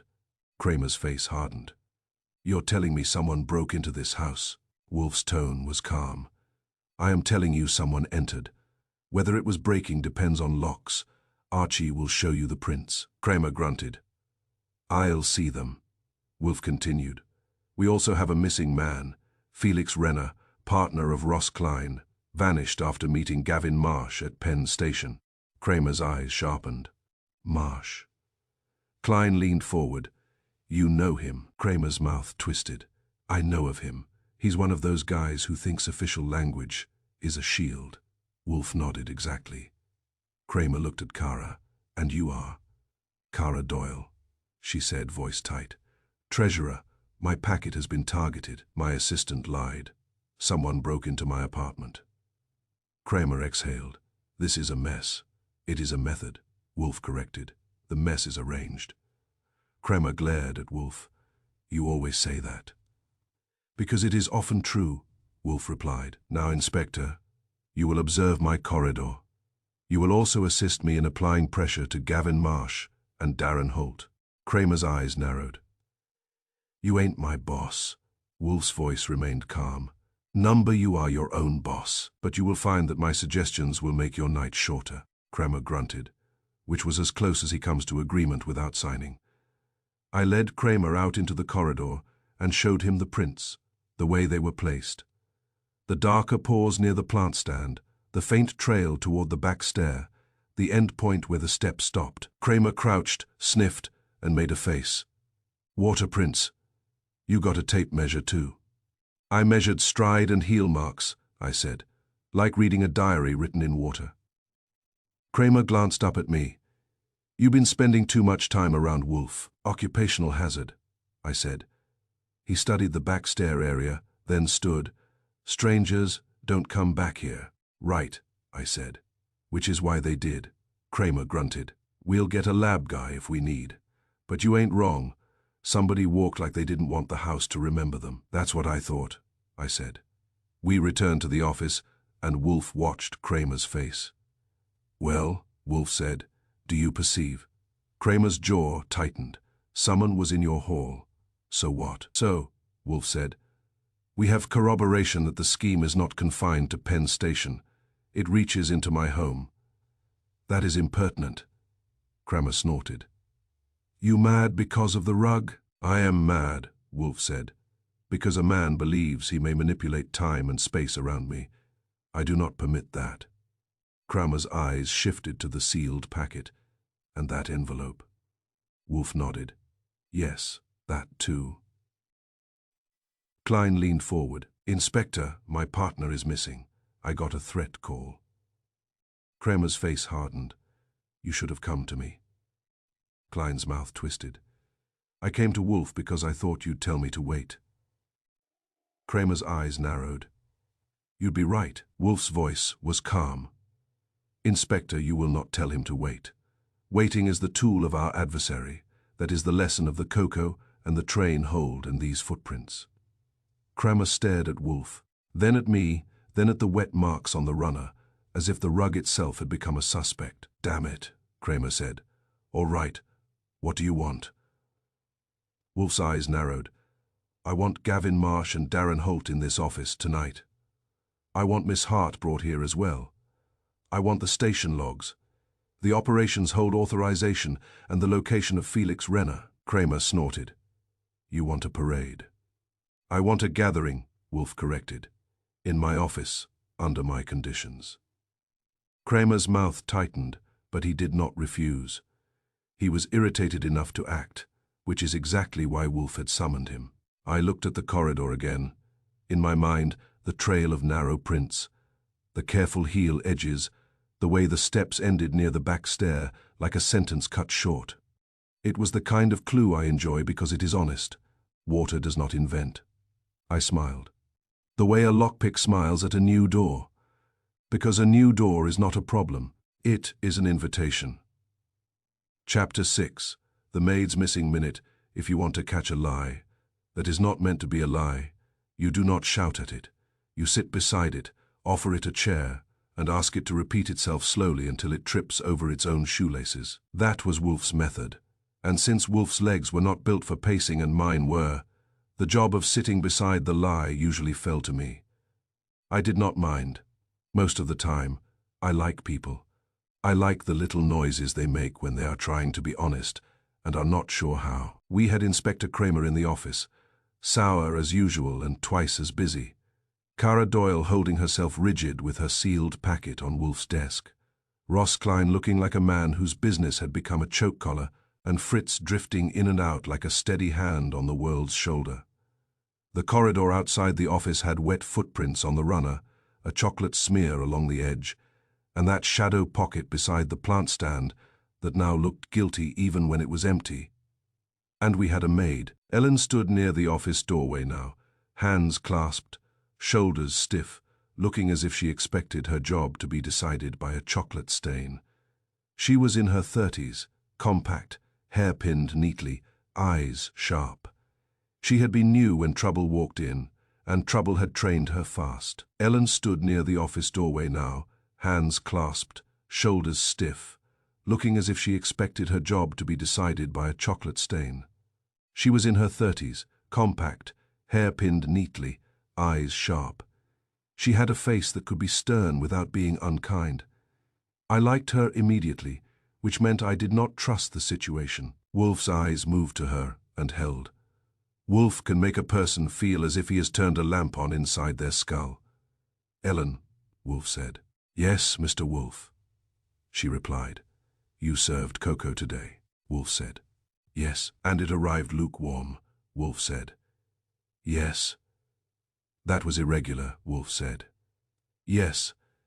Wolfe's voice remained calm. Tell me your path with the tray. Ellen inhaled, as if assembling a report. I took it from the kitchen, sir. I went down the corridor to the office. I did not stop. I did not set it down. Kramer made a sound in his throat. It might have been disbelief or indigestion. Wolfe's eyes narrowed slightly. You did not stop. No, sir. I could see it already. Ellen believed that statement. She was not trying to deceive Wolfe. She was trying to preserve her dignity. In a house like ours, a maid who admits she stopped with a tray has admitted she let the ritual wobble. Ritual is one of Wolfe's religions. Ellen did not want to be a heretic. Wolfe turned his head a fraction toward me. Archie. He did not need to finish. I got up and moved closer to Ellen, not crowding her, just taking a position where I could speak to her without Wolfe's voice looming over every syllable. Wolfe's presence is a weight. It is effective but not always helpful when you want a person to loosen. Ellen, I said, keeping my voice friendly, nobody's accusing you of poisoning Wolfe's cocoa. If you did, he would be dead, and I would have been promoted. And neither of those things has happened. Kramer snorted. Cara Doyle looked as if she might smile, and then decided it was not safe. Ellen's mouth tightened, but her eyes softened slightly. Mr. Goodwin, I did not mean any harm. I know, I said. You are not the interesting part. The interesting part is that someone used your minute. Ellen blinked. My minute. I nodded toward the corridor. We found wet footprints and a chocolate smear. Wolfe's cocoa was delayed exactly 12 minutes. We also have a missing contractor, a threatened committee, and a man at Penn Station who likes to issue holds. Your tray became part of that, whether you wanted it or not. Ellen swallowed. Her eyes flicked toward the corridor, then back to me. I went straight to the office. Then you arrived in 1 minute, I said. Not 12. You know that. She stiffened. I do not time myself. You do, I said gently. You time yourself every day without looking at a clock. That is how you keep a house running. You know when coffee should be fresh, and when soup should be stirred, and when Wolfe's voice gets sharper because dinner is late. Ellen's cheeks colored. Yes, so, I said. Tell me about the 12 minutes. Her jaw tightened. She looked toward Wolfe, then back to me, and the look was not defiance. It was dread. Dread of admitting a small failure in a house that treats small failures like cracks in marble. Wolfe's voice came, calm and steady without impatience. "Ellen, I am not interested in your competence. I am interested in the interference." That helped. Wolfe can be infuriating, but when he chooses to be fair, he is fair with a sharp edge. It gives people permission to speak. Ellen exhaled. "There was," she began, then stopped and swallowed. "There was one moment, one blink." "A missing minute," I said. She nodded quickly, relieved to have the phrase offered. "Yes, not a full minute perhaps, but a moment I cannot explain it." Wolfe's eyes narrowed. "Explain it as you can." Ellen's hands clenched and unclenched. "I left the kitchen with the tray. I went down the corridor. Near the plant stand, I thought I heard someone.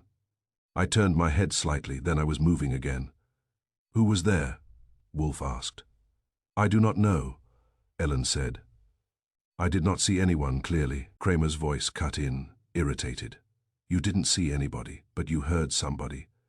And you stopped for a second. And you don't know why. That's your story." Ellen's eyes flashed. "Inspector, I am not stupid." Kramer grunted. "Never said you were."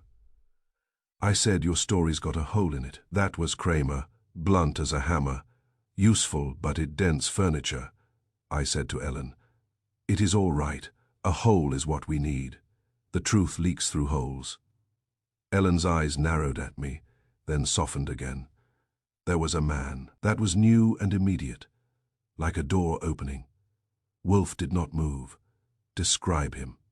Ellen hesitated. "It may have been Mr. Brenner, same build, same polite voice, but I can't swear to his face in that light.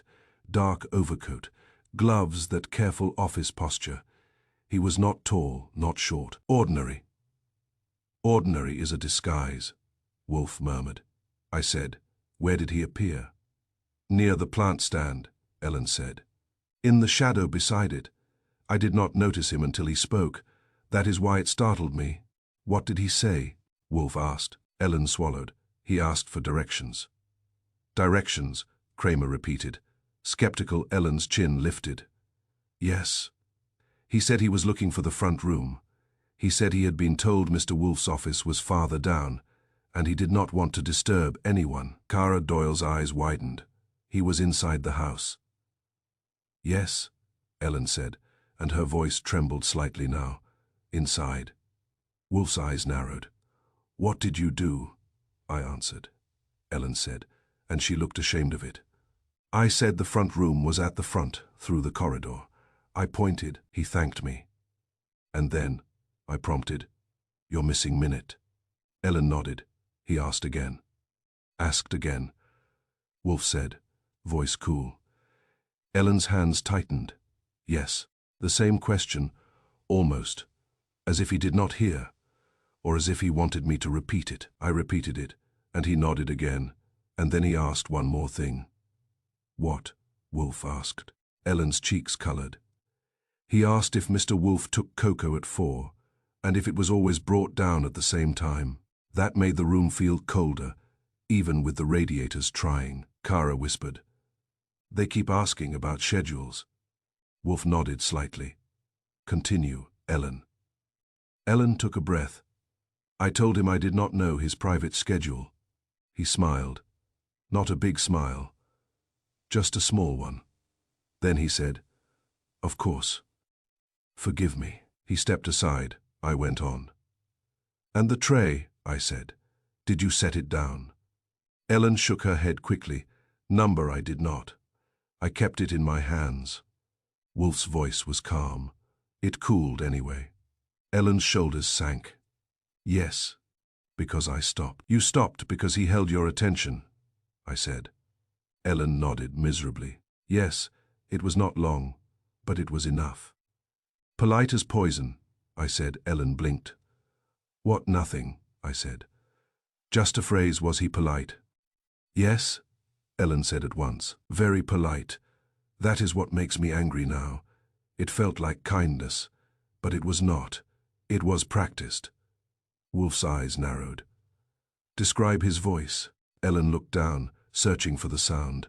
Low, careful, like he was practicing kindness, like he was choosing each word so it would not scratch. That description slid into place in my mind with the smoothness of something that had been waiting. Fritz had described the caller similarly, controlled, friendly without being friendly. Brenner had been polite too, but Brenner's politeness had an office edge. This was different. This was the politeness of a man who wants to be remembered as harmless. Kramer said, "Did you see his face?" Ellen shook her head. "Not well. His hat brim was low. The light there is dim. He stood in the shadow. I could see his mouth move. That is all." Wolfe's eyes moved to the corridor, toward the shadow pocket, as if the house itself had offered him the illustration. "He chose the plant stand," Wolfe said. "Yes," Ellen said. Wolfe's voice was quiet. "Because it is a meeting spot." I said, "Confession booth with better carpet." Kramer grunted. "You too, and that damn plant stand." Wolfe ignored him. "Ellen, after he asked his questions, where did he go?" Ellen frowned. "I do not know. I went on to the office." Wolfe's eyes narrowed. "Did you hear footsteps behind you, a door?" Ellen hesitated. "I heard nothing. That is what troubles me." "He seemed to vanish." "Not vanish," Wolfe corrected. "Withdraw into shadow." Ellen swallowed. "Yes." Wolfe turned his gaze to Kara Doyle. "Miss Doyle, you said a man warned you not to bring your packet." Kara nodded, eyes wide. "Yes," a voice. Controlled. He tried to sound calm. Wolfe's eyes shifted back to Ellen. Low, careful, practicing kindness. Ellen nodded faintly, as if realizing she had just handed us a key. Ross Klein leaned forward, jaw tight. That voice, my threat call, same kind, controlled, calm, like he was doing you a favor by ruining your life. Wolfe's eyes narrowed further. Yes, a single voice may have touched 3 events, or a single manner may have been taught to 3 men. Either is possible, but the function is consistent. Kramer's face was hard. Function. Wolfe's voice remained calm. Delay. The man delayed Coco. Another delayed a train, another delayed permits. The method is to create a pocket of time in which an unobserved act may occur. Kramer snorted. "You sound like you're giving a lecture." Wolfe's gaze went to him. "Cool." "I am. Try to learn." Kramer opened his mouth, then closed it because arguing with Wolfe is like arguing with a refrigerator. "You can do it, but you will not change the temperature." I looked at Ellen. "When you stopped, even briefly, what were you looking at?" Ellen's brow furrowed, his eyes, or what I could see of them. He looked at the tray once, then at me. Not hungry, not thirsty, just measuring.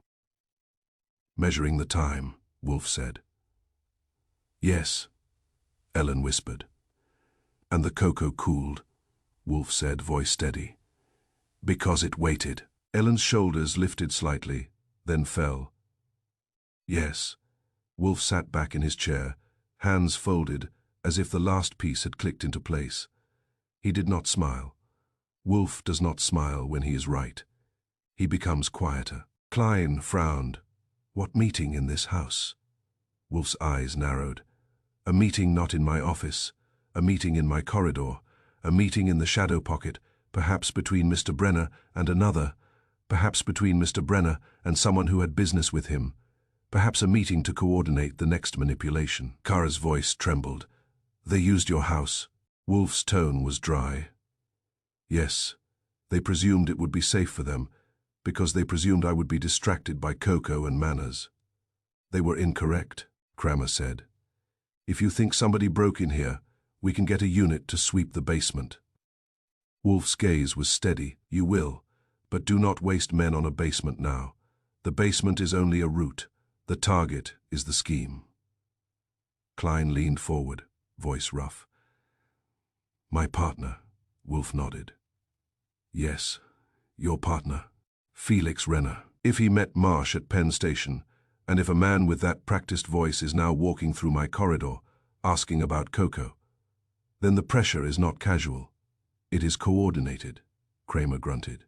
Coordinated by who? Wolfe did not answer with a name. He rarely does until he can do it with certainty. Instead, he gave Kramer an instruction that sounded like a demand, and therefore pleased Kramer's sense of duty. Inspector, Wolfe said, you will send men to locate Gavin Marsh at once. You will also locate Darren Holt. You will not warn them. You will bring them here. Kramer's eyebrows rose. Here. Yes, Wolfe said. Kramer scowled. You want another office gathering. You always do. Wolfe's voice remained calm. It is efficient. Kramer muttered something that would not have been allowed in Fritz's kitchen, then said, all right, I'll make calls. He stepped to the phone in the hall because Kramer refuses to use Wolfe's office phone, as if it might contaminate him with intelligence. Wolfe turned to Ellen again. Ellen, did the man touch the tray? Ellen's eyes widened. Number I would have noticed. Wolfe nodded. Perhaps, but you were held by his questions. It is possible he touched it lightly while your eyes were on his cap. Ellen swallowed. I did not see. Wolfe's gaze sharpened. Then we treat it as possible. Archie. Yes, sir, I said. You will examine the tray, Wolfe said. Not for chocolate, for fingerprints, for fibers, for any sign of contact that should not exist. I grimaced. Fritz will love that. Fritz, from the doorway, said gently. I will endure it, Archie, for Mr. Wolfe. Wolfe glanced at Fritz and his expression softened slightly. Thank you, Fritz. Ellen stood straighter. Mr. Wolfe, she said, voice firmer now that she had confessed her missing minute. I am sorry. Wolfe's tone was not unkind. You were used, be angry at the user, not at yourself. But learn polite men with practiced voices are often the least polite. Ellen nodded, eyes bright. I will learn, Cara Doyle exhaled slowly. Mr. Wolfe. He asked about Coco. He asked about schedules. He asked me indirectly too, by warning me. They are obsessed with time. Wolfe's voice was calm. Because time is their tool. They cannot force you openly. They cannot steal without risking arrest, so they delay. They create urgency. They create fatigue. They create small pockets in which you will agree to something you would never agree to in daylight. Klein's jaw tightened. That is what they did to my permits. Wolfe nodded. Yes, I added. And to a train hold. Wolfe's eyes narrowed. Yes, and now to my Coco. It is all the same method scaled up and down. The house creaked again, a soft sound from upstairs, and Klein's eyes flicked toward the corridor. Wolfe watched him and said nothing, but his eyes held a question. Klein clenched his clean hands tighter. I had the uncomfortable thought that clean hands and missing minutes belong together. The careful man with the practiced voice had practiced kindness. Klein's threat caller had practiced calm. Brenner had practiced politeness. Marsh practiced official language. Holt practiced concern. It was a whole orchestra of practiced tones, all playing the same piece. Kramer returned, face hard. I got a car headed to Marsh's place, he said. Another to Holt's. If they ain't there, we'll find out where they are. Wolfe nodded. Good, Cara swallowed. Mr. Wolfe, what if they run? Wolfe's voice was quiet. They will not. Men who believe they control time rarely flee. They bargain, they threaten, they adjust. Flight is for men who know they are weak. Klein's voice was rough. And Felix, my partner. Wolfe's gaze held steady. We will find him. The scheme requires him, Mr. Klein. If he knows numbers and paper, he is valuable. Valuable men are kept. They are not discarded unless they become dangerous. Klein's eyes tightened. He became dangerous. Perhaps, Wolfe said, but not yet. Not if the scheme is still active. Wolfe glanced at the cocoa cup, now properly hot, steam rising. He did not drink it. He watched it like a clock. Ellen's missing minute, Wolfe said softly, was not missing, it was purchased. Cara whispered. By whom? Wolfe's eyes narrowed. By Mr. Brenner. polite as poison. He bought time for a different meeting. Now we will determine who attended that meeting. I moved toward the kitchen to examine the tray, because my legs were still earning their pay, and because I had begun to enjoy the idea that someone had tried to use Wolfe's corridor as a quiet deal room and had left wet footprints as his signature. Some men leave cards. Some leave threats. This one left water and practiced kindness. A diary written in water, and Wolfe, sitting in his chair, had just decided to read it aloud in front of witnesses. Chapter 7. The partner who vanished into paper. Wolfe does not like leaving the brownstone. But he likes letting other people leave it even less, because when they do, they bring back impressions, and impressions are unreliable. That is why he sends me. I can be unreliable too, but I am at least mobile. He had Kramer making calls, Ellen recovering from her missing minute, Cara Doyle staring at her sealed packet, as if it were a live thing, and Ross Klein sitting in the yellow chair like a man trying not to break it with worry. Wolfe sat in the red leather chair with his cocoa steaming properly for once, and he looked content in the way he does when he has located a method.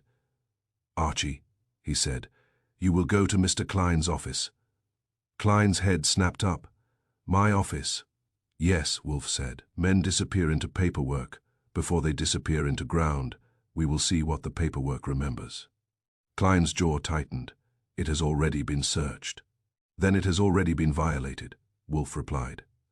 "That is why we go. Violation leaves traces." Kramer looked up from his phone call in the hall, scowling. "You're sending him out while I'm trying to catch Marsh." Wolfe did not turn his head. "You are trying to catch men." "I am trying to catch the scheme. Archie will help me." Kramer muttered something about schemes and egos, and the fact that he had a badge and Wolfe did not. Wolfe did not answer. Wolfe never answers Kramer's muttering. He treats it like weather. I put on my coat, grabbed my notebook, and told Klein, "You are coming with me." Klein blinked. "Me?" "Yes," I said. "If I go alone, you will spend the next hour imagining every possible thing I might find and every possible way it might be used against you. That will make you miserable, which is fine, but it will also make you unhelpful. Come along." Klein hesitated, glanced at Wolfe as if hoping for rescue, and got none. "You will accompany Archie," Wolfe said, "and you will answer his questions." Klein swallowed. "All right." We went out into February again. The cold hit like a reminder that New York does not care about schemes. It will freeze you whether you are honest or crooked. The taxi ride downtown was quiet at first. Klein stared out the window, his reflection pale in the glass. "Jaw working," he said. "Tell me about your partner." Klein's eyes flicked to me. "I told Wolfe." "You told Wolfe a name," I said.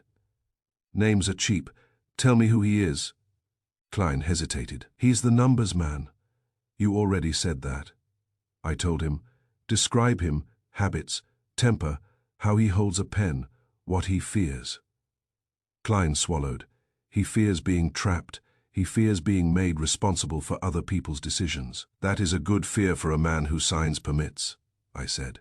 Klein's mouth tightened. "He did not sign permits." I turned my head slightly. "You said he handled bids and paperwork. In this line, paperwork means signatures." Klein stared straight ahead. "He handled submissions." "Uh-huh," I said. "And did his name ever appear on those submissions?" Klein did not answer. The taxi passed a light and the red glow slid over his face, and I saw the tension there, the kind that comes from a man holding back a correction because it will cost him.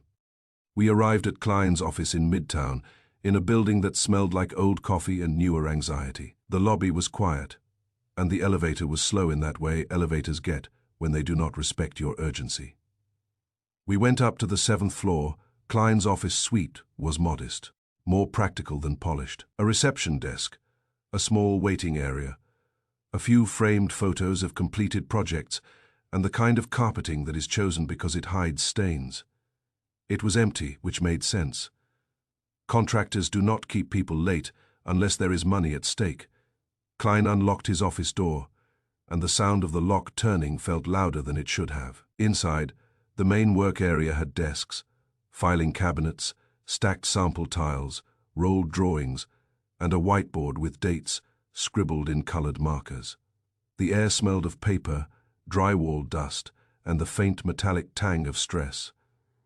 I always think offices like this are where men begin believing they can control time. Schedules are everywhere, deadlines are worshipped, delays are treated as personal insults. Klein moved straight to the inner office. "This is Felix's," he said. I paused. "Felix." Klein's shoulders tightened. "That is what I call him." I stared at him. "His name is Felix Renner.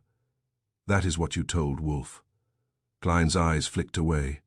"Yes," I said. "Then why does the name on the door say Owen Pike?" Klein froze. It was a small freeze, but complete, as if someone had turned off his muscles for 1 second. The nameplate on the inner office door was clear: Owen Pike, Pennsylvania Artner. Klein exhaled.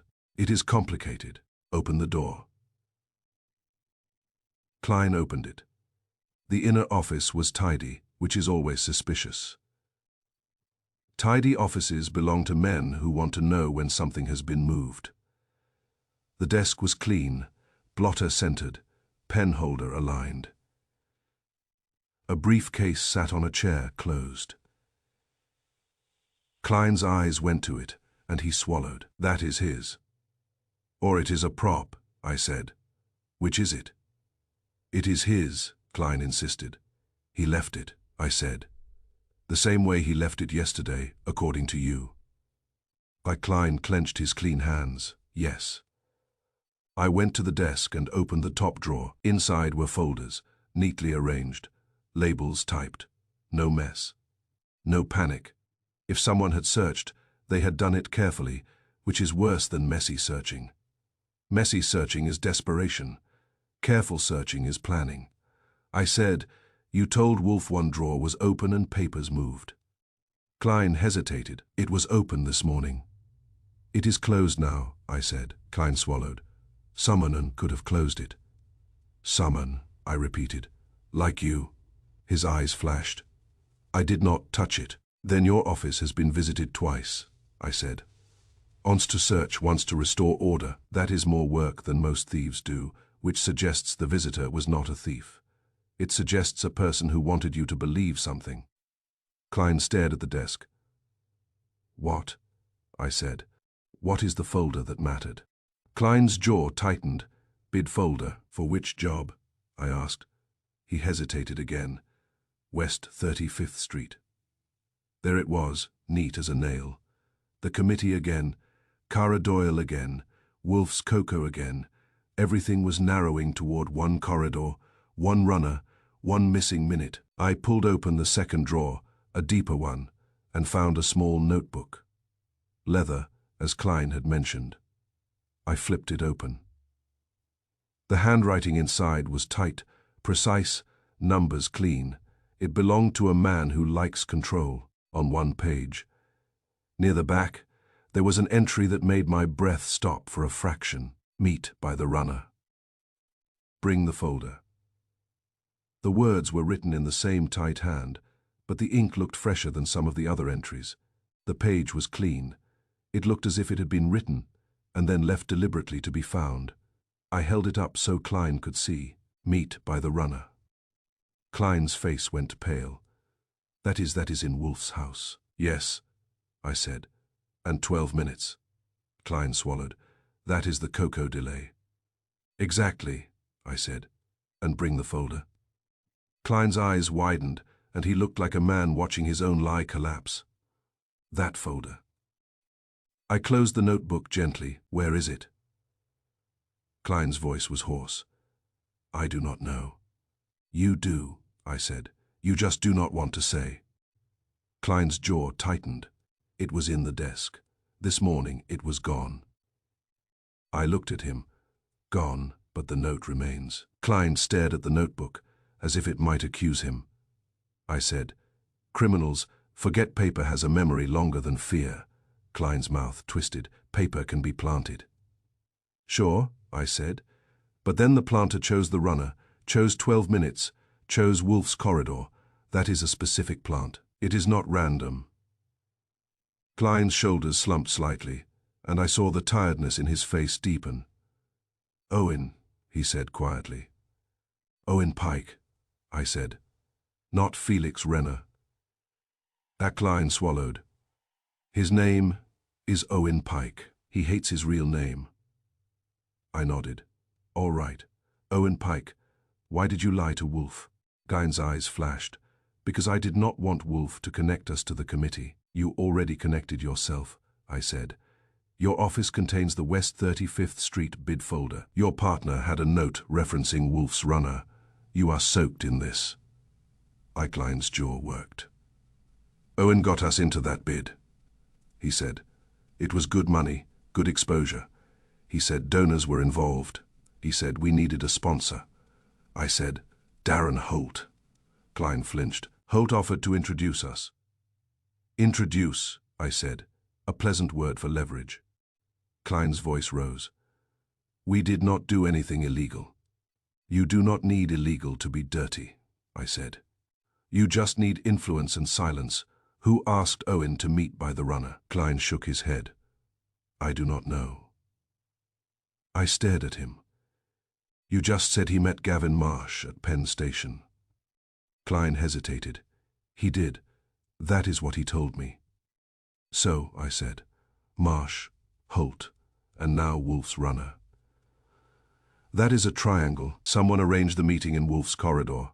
Who would dare that?" Klein's mouth tightened. "Someone who thinks Wolfe can be persuaded." "Or someone who thinks Wolfe can be delayed," I said, "which is not the same thing." "What was the folder?" Klein swallowed. "Bid comparisons, scoring, vendor notes." "Donor notes," I said. Klein's eyes darted. "Yes." There it was, the same kind of ammunition Cara Doyle had, the same kind of page that could be retyped to change an outcome without changing totals. The same kind of paper that could manufacture consent. I said, "So Owen Pike had the folder. Someone told him to bring it to Wolfe's corridor. It changed hands during the cocoa delay. Then Owen vanished after meeting Marsh at Penn Station. That is the timeline."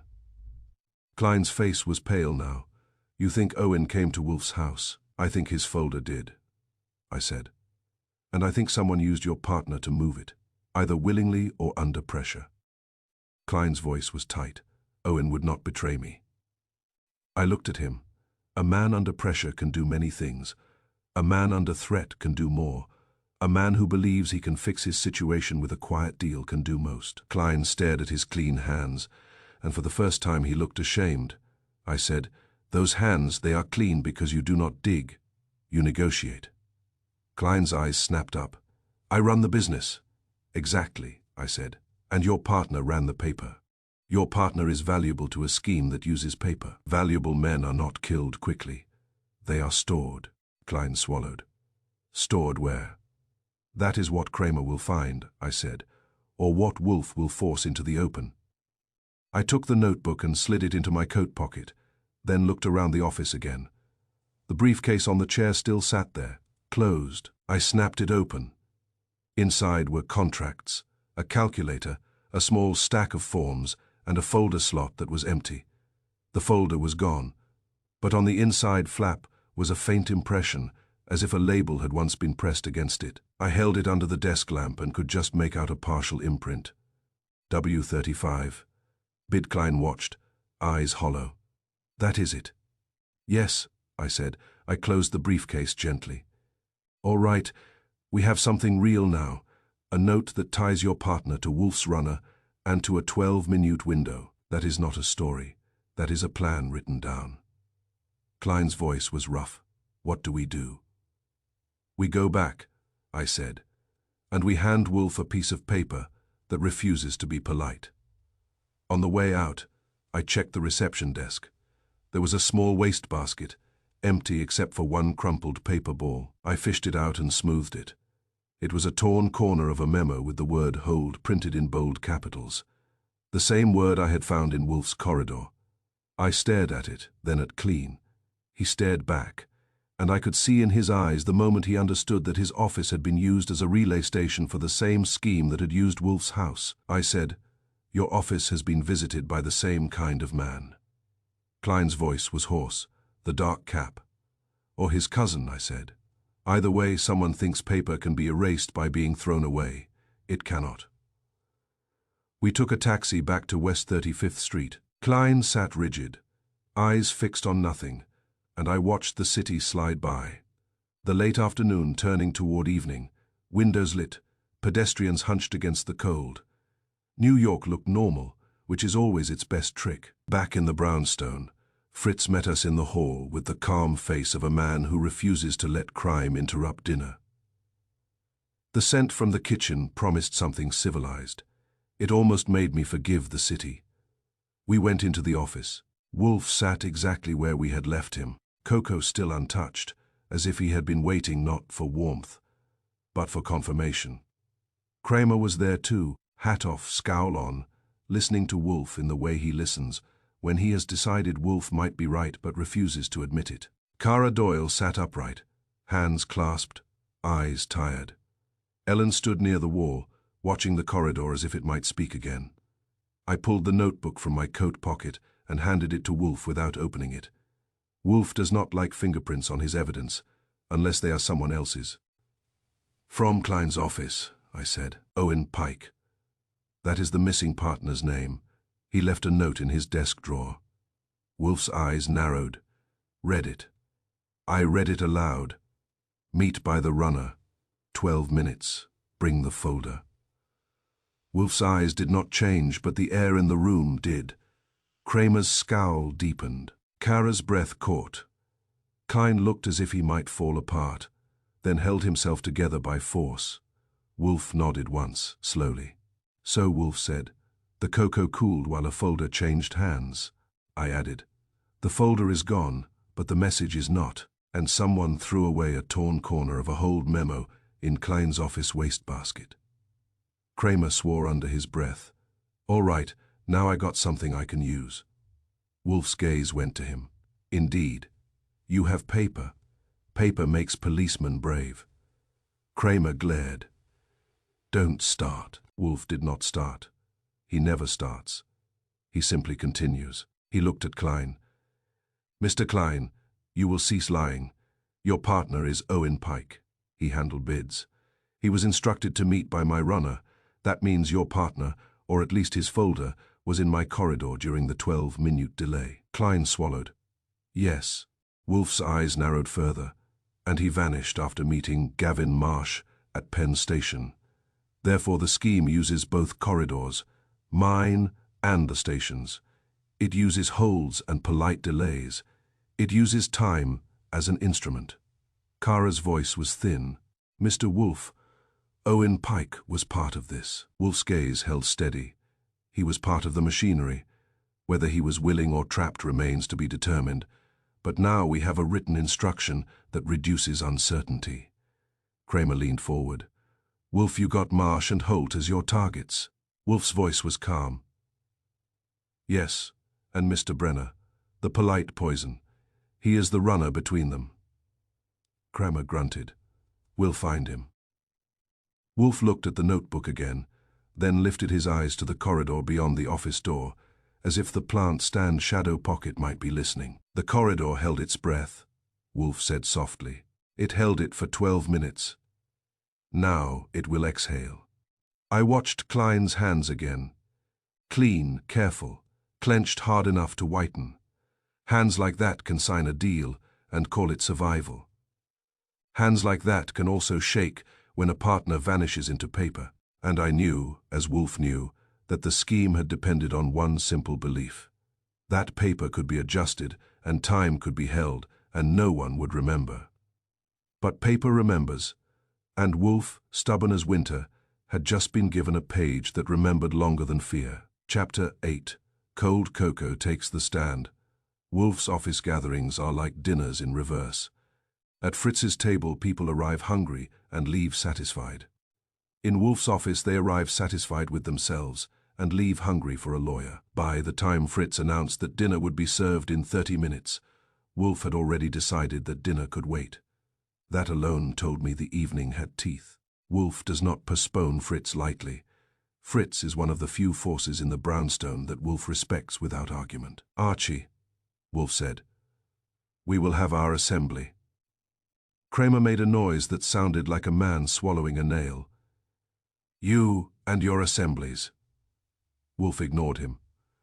Mr. Klein will remain. Miss Doyle will remain. Ellen will remain. Inspector Kramer will remain. Since he is already present and irritable, we will also have Mr. Howard Mercer. Klein blinked. Howard Mercer. Kramer's eyes narrowed.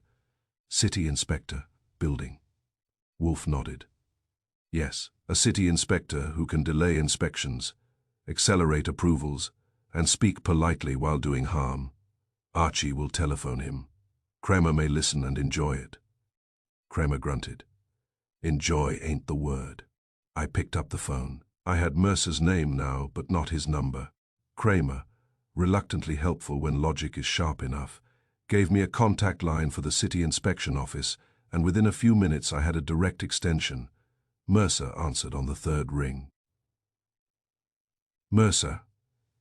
His voice was low and careful, like someone practicing kindness. It was the same flavor Ellen had described. It was the same flavor I had heard in half a dozen polite lies. Howard, I said, because using a first name over a phone often makes a man feel he has already agreed to something. Archie Goodwin, Nero Wolfe, would like a word tonight. There was a pause, not long but enough to show calculation. Wolfe, Mercer said. What does he want? He wants you to stop by his house, I said. West 35th Street right now. Mercer's voice remained controlled.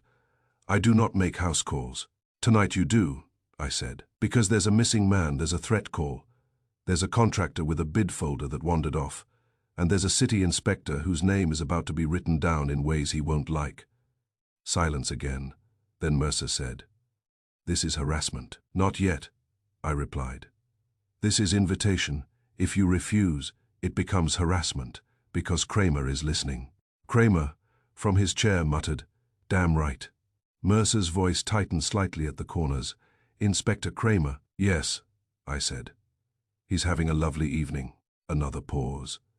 Then Mercer exhaled. All right, I will come. Good, I said. Bring your polite voice.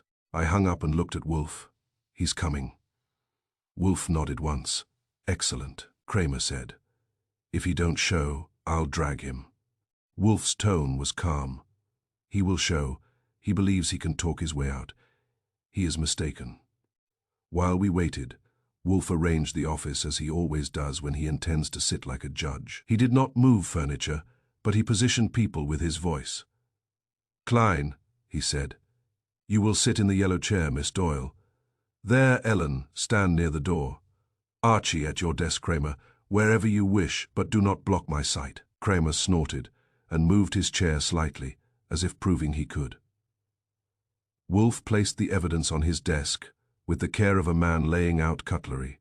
Kara's sealed envelope sat to one side, signed and dated across the flap in ink, the way Wolfe had insisted earlier. Owen Pike's notebook lay open to the page with the instruction. Beside it, I placed the torn paper with hold printed in bold capitals, one from Wolfe's corridor and one from Klein's office.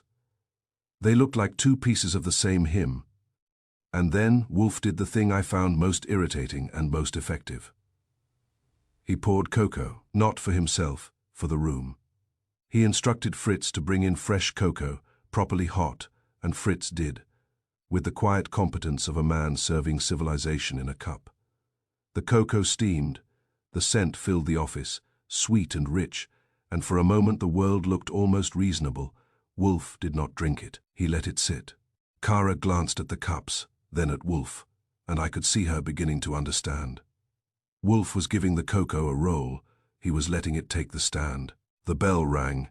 I went to the front door and opened it. Howard Mercer stood on the stoop, coat collar up, hat brim wet, his face composed in the way faces are composed when they have been practiced. He was in his 40s, medium build, neat hair under the hat. He looked like a city employee who had learned how to look harmless while being expensive. His eyes flicked past me into the hall, taking in the runner rug, the plant stand shadow pocket, the corridor. He did it quickly, but it was there. Recognition suppressed. Mr. Goodwin, he said, voice low and careful, practicing kindness. Come in, I said. Wolfe is eager to see you, which should scare you. Mercer's mouth tightened, but he stepped inside as he removed his coat. I glanced down at his boots. They were narrow. The heel edges were crisp. The soles looked like they could leave a clean oval print if stepped on a damp runner. There was a trace of dried salt on the side, but not much. They were the kind of boots a man wears when he walks through slush, but does not want to look like he walks through slush. He followed me to the office. Wolfe did not rise. He never rises for suspects. Mercer paused at the threshold, and Wolfe's eyes settled on him like a weight. Mr. Mercer, Wolfe said, sit. Mercer looked at Kramer, saw the badge and the scowl, then looked at Klein, Kara, Ellen, and me, and decided sitting was the least humiliating option. He sat. Wolfe's voice was calm. You are a city inspector. Mercer nodded. Yes. You are acquainted with Ross Klein, Wolfe said. Mercer glanced at Klein. I have inspected work on his projects. Klein's jaw tightened. You have delayed work on my projects. Mercer's mouth tightened. I enforce code. Wolfe held up a hand. We will not quarrel about the virtues of code enforcement. We will discuss a specific corridor delay. Mercer blinked. Corridor. Wolfe's eyes narrowed. This corridor today, 12 minutes. Mercer's expression remained controlled. I do not know what you mean. Wolfe nodded slowly. Of course you do not, Ellen. Ellen straightened near the door. Her eyes were sharper now, less frightened. Confession had made her stronger. Ellen, Wolfe said, describe the man who stopped you with the cocoa tray. Ellen swallowed, then looked directly at Mercer. It may have been Mr. Brenner, same build, same polite voice, but I can't swear to his face in that light. His voice was low and careful. He asked directions, then asked again. He asked about cocoa, at 4. He sounded kind, but it felt practiced. Mercer's face did not change much, but there was a flicker in his eyes, a tiny tightening. A man who believes he has been invisible does not like being described. Wolfe's voice was steady, and the tray cooled in her hands. 12 minutes. Mercer said, that could be anyone. Wolfe nodded. Indeed, anyone could be polite. Anyone could ask directions. Anyone could pretend to be lost. But not anyone could do 3 things at once. He leaned forward slightly, eyes on Mercer. First, stop the maid without alarming her. Second, use that stop to create a private interval in my corridor. Third, meet a man who arrived during that interval with a folder in hand. Mercer's mouth tightened. This is fantasy. Wolfe's gaze remained steady. Number it is arithmetic. He tapped Owen Pike's notebook with one thick finger, not smudging it, simply indicating. Meet by the runner, 12 minutes. Bring the folder, Wolfe said. This note was found in Owen Pike's desk drawer. Owen Pike is Ross Klein's missing partner. Klein's eyes flashed. He is missing because of you people. Mercer's face hardened. I do not know Owen Pike. Wolfe's voice was calm. You do, he signs permits. Mercer blinked. A quick involuntary blink.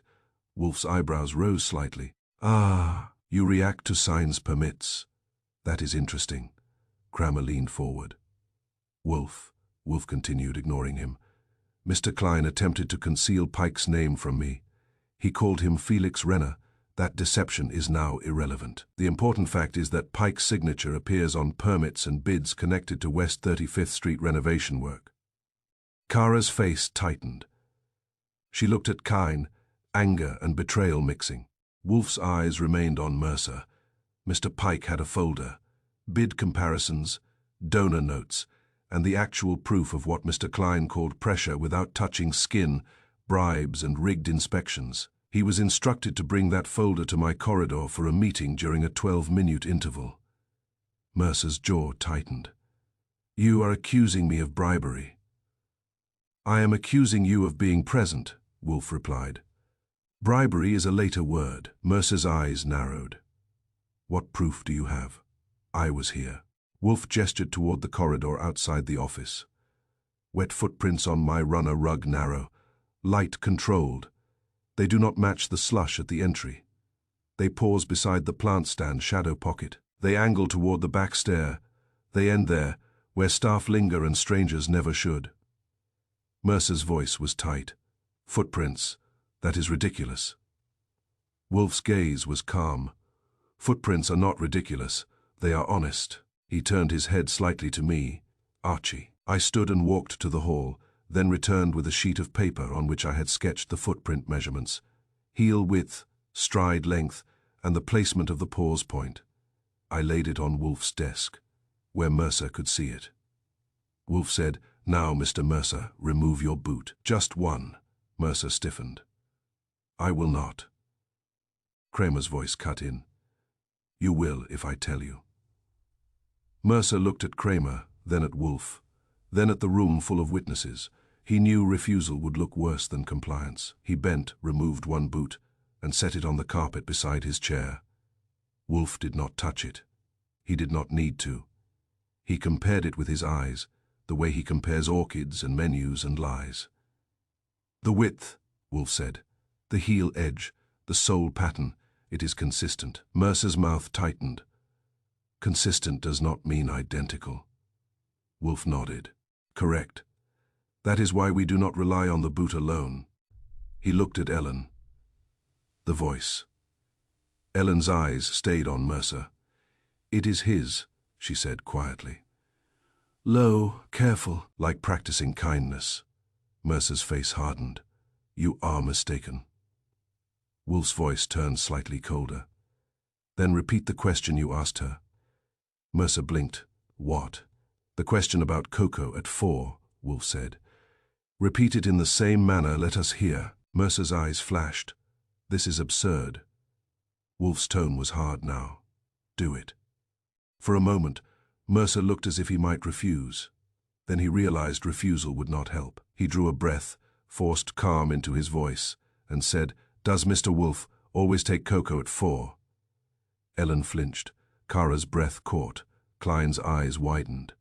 It was not dramatic, but it was exact. The tone was the same. The practiced kindness was there like a mask held too close to the face. Wolfe nodded once. "Yes." Mercer's shoulders tightened. "So I have a calm voice." "Many men do."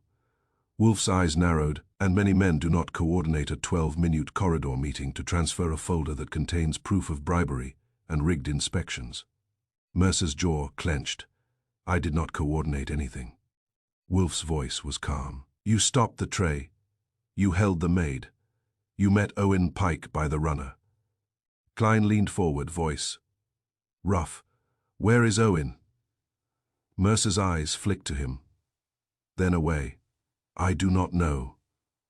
Wolfe's gaze stayed on Mercer. "You do know, or you know who does, because Pike did not leave with the folder." Mercer's mouth tightened. "What folder?" Wolfe held up the torn paper marked hold. "The folder that vanished from your grasp. You met to obtain it, not to give it. The cocoa cooled because you required privacy to receive it. You used a maid as a clock. You used my corridor as an office." Mercer's eyes hardened. "Even if I was here, it proves nothing." Wolfe's voice sharpened. "It proves that you violated my home to conduct an illicit transaction. It proves that you have been manipulating inspections and permits to pressure contractors. It proves that you are connected to the West 35th Street Committee scheme, because the same method of adjusting paper and holding time appears there." Mercer's face went pale for the first time. The word connected landed men like Mercer prefer to be isolated operators. Connection is danger. Kramer stood, pushing his chair back. "All right. Enough talk, Mercer. You're coming with me." Mercer's eyes snapped to him. "On what charge?" Kramer's mouth twisted. "I'll find one. Trespass is a start, and I want to know about Owen Pike." Mercer's jaw tightened. "I have rights," Kramer snorted. "Sure, you got all the time in the world to talk about them downtown." Mercer started to rise, then stopped, as if realizing the room had turned against him in increments. the same way the station delay had, 10 minutes at a time. One witness at a time, one piece of paper at a time. Wolfe's voice came, quiet and final, like a judge delivering sentence. The cocoa arrived cold because guilt needed 12 minutes, Wolfe said. And now it has all the time it deserves. Mercer stared at Wolfe, and for a moment I saw anger, fear and calculation all wrestling behind his eyes. Then the calculation won, and his shoulders sagged slightly, as if he had accepted that the minutes were no longer his. Kramer motioned toward the door. Move, Mercer stood, pulled his boot back on with stiff fingers, and walked out with Kramer behind him. Klein remained seated, breathing shallowly. Mr. Wolfe, he said, voice tight. Where is Owen? Wolfe's eyes narrowed. Inspector Kramer will find him. Mercer's arrest is a pressure point. Men who hide partners do not enjoy pressure. Kara looked at Wolfe, voice trembling. So the corridor meeting was real. Wolfe nodded. Yes. The corridor held its breath for 12 minutes. In those 12 minutes, paper changed hands and a scheme advanced. The cocoa cooled because someone needed a private exchange. Now the exchange is no longer private. Ellen exhaled slowly, as if she had been holding her breath since the dark cap man spoke to her. Mr. Wolfe, she said quietly, I am sorry I stopped. Wolfe's expression softened slightly. You were used, Ellen. You have now been useful in return.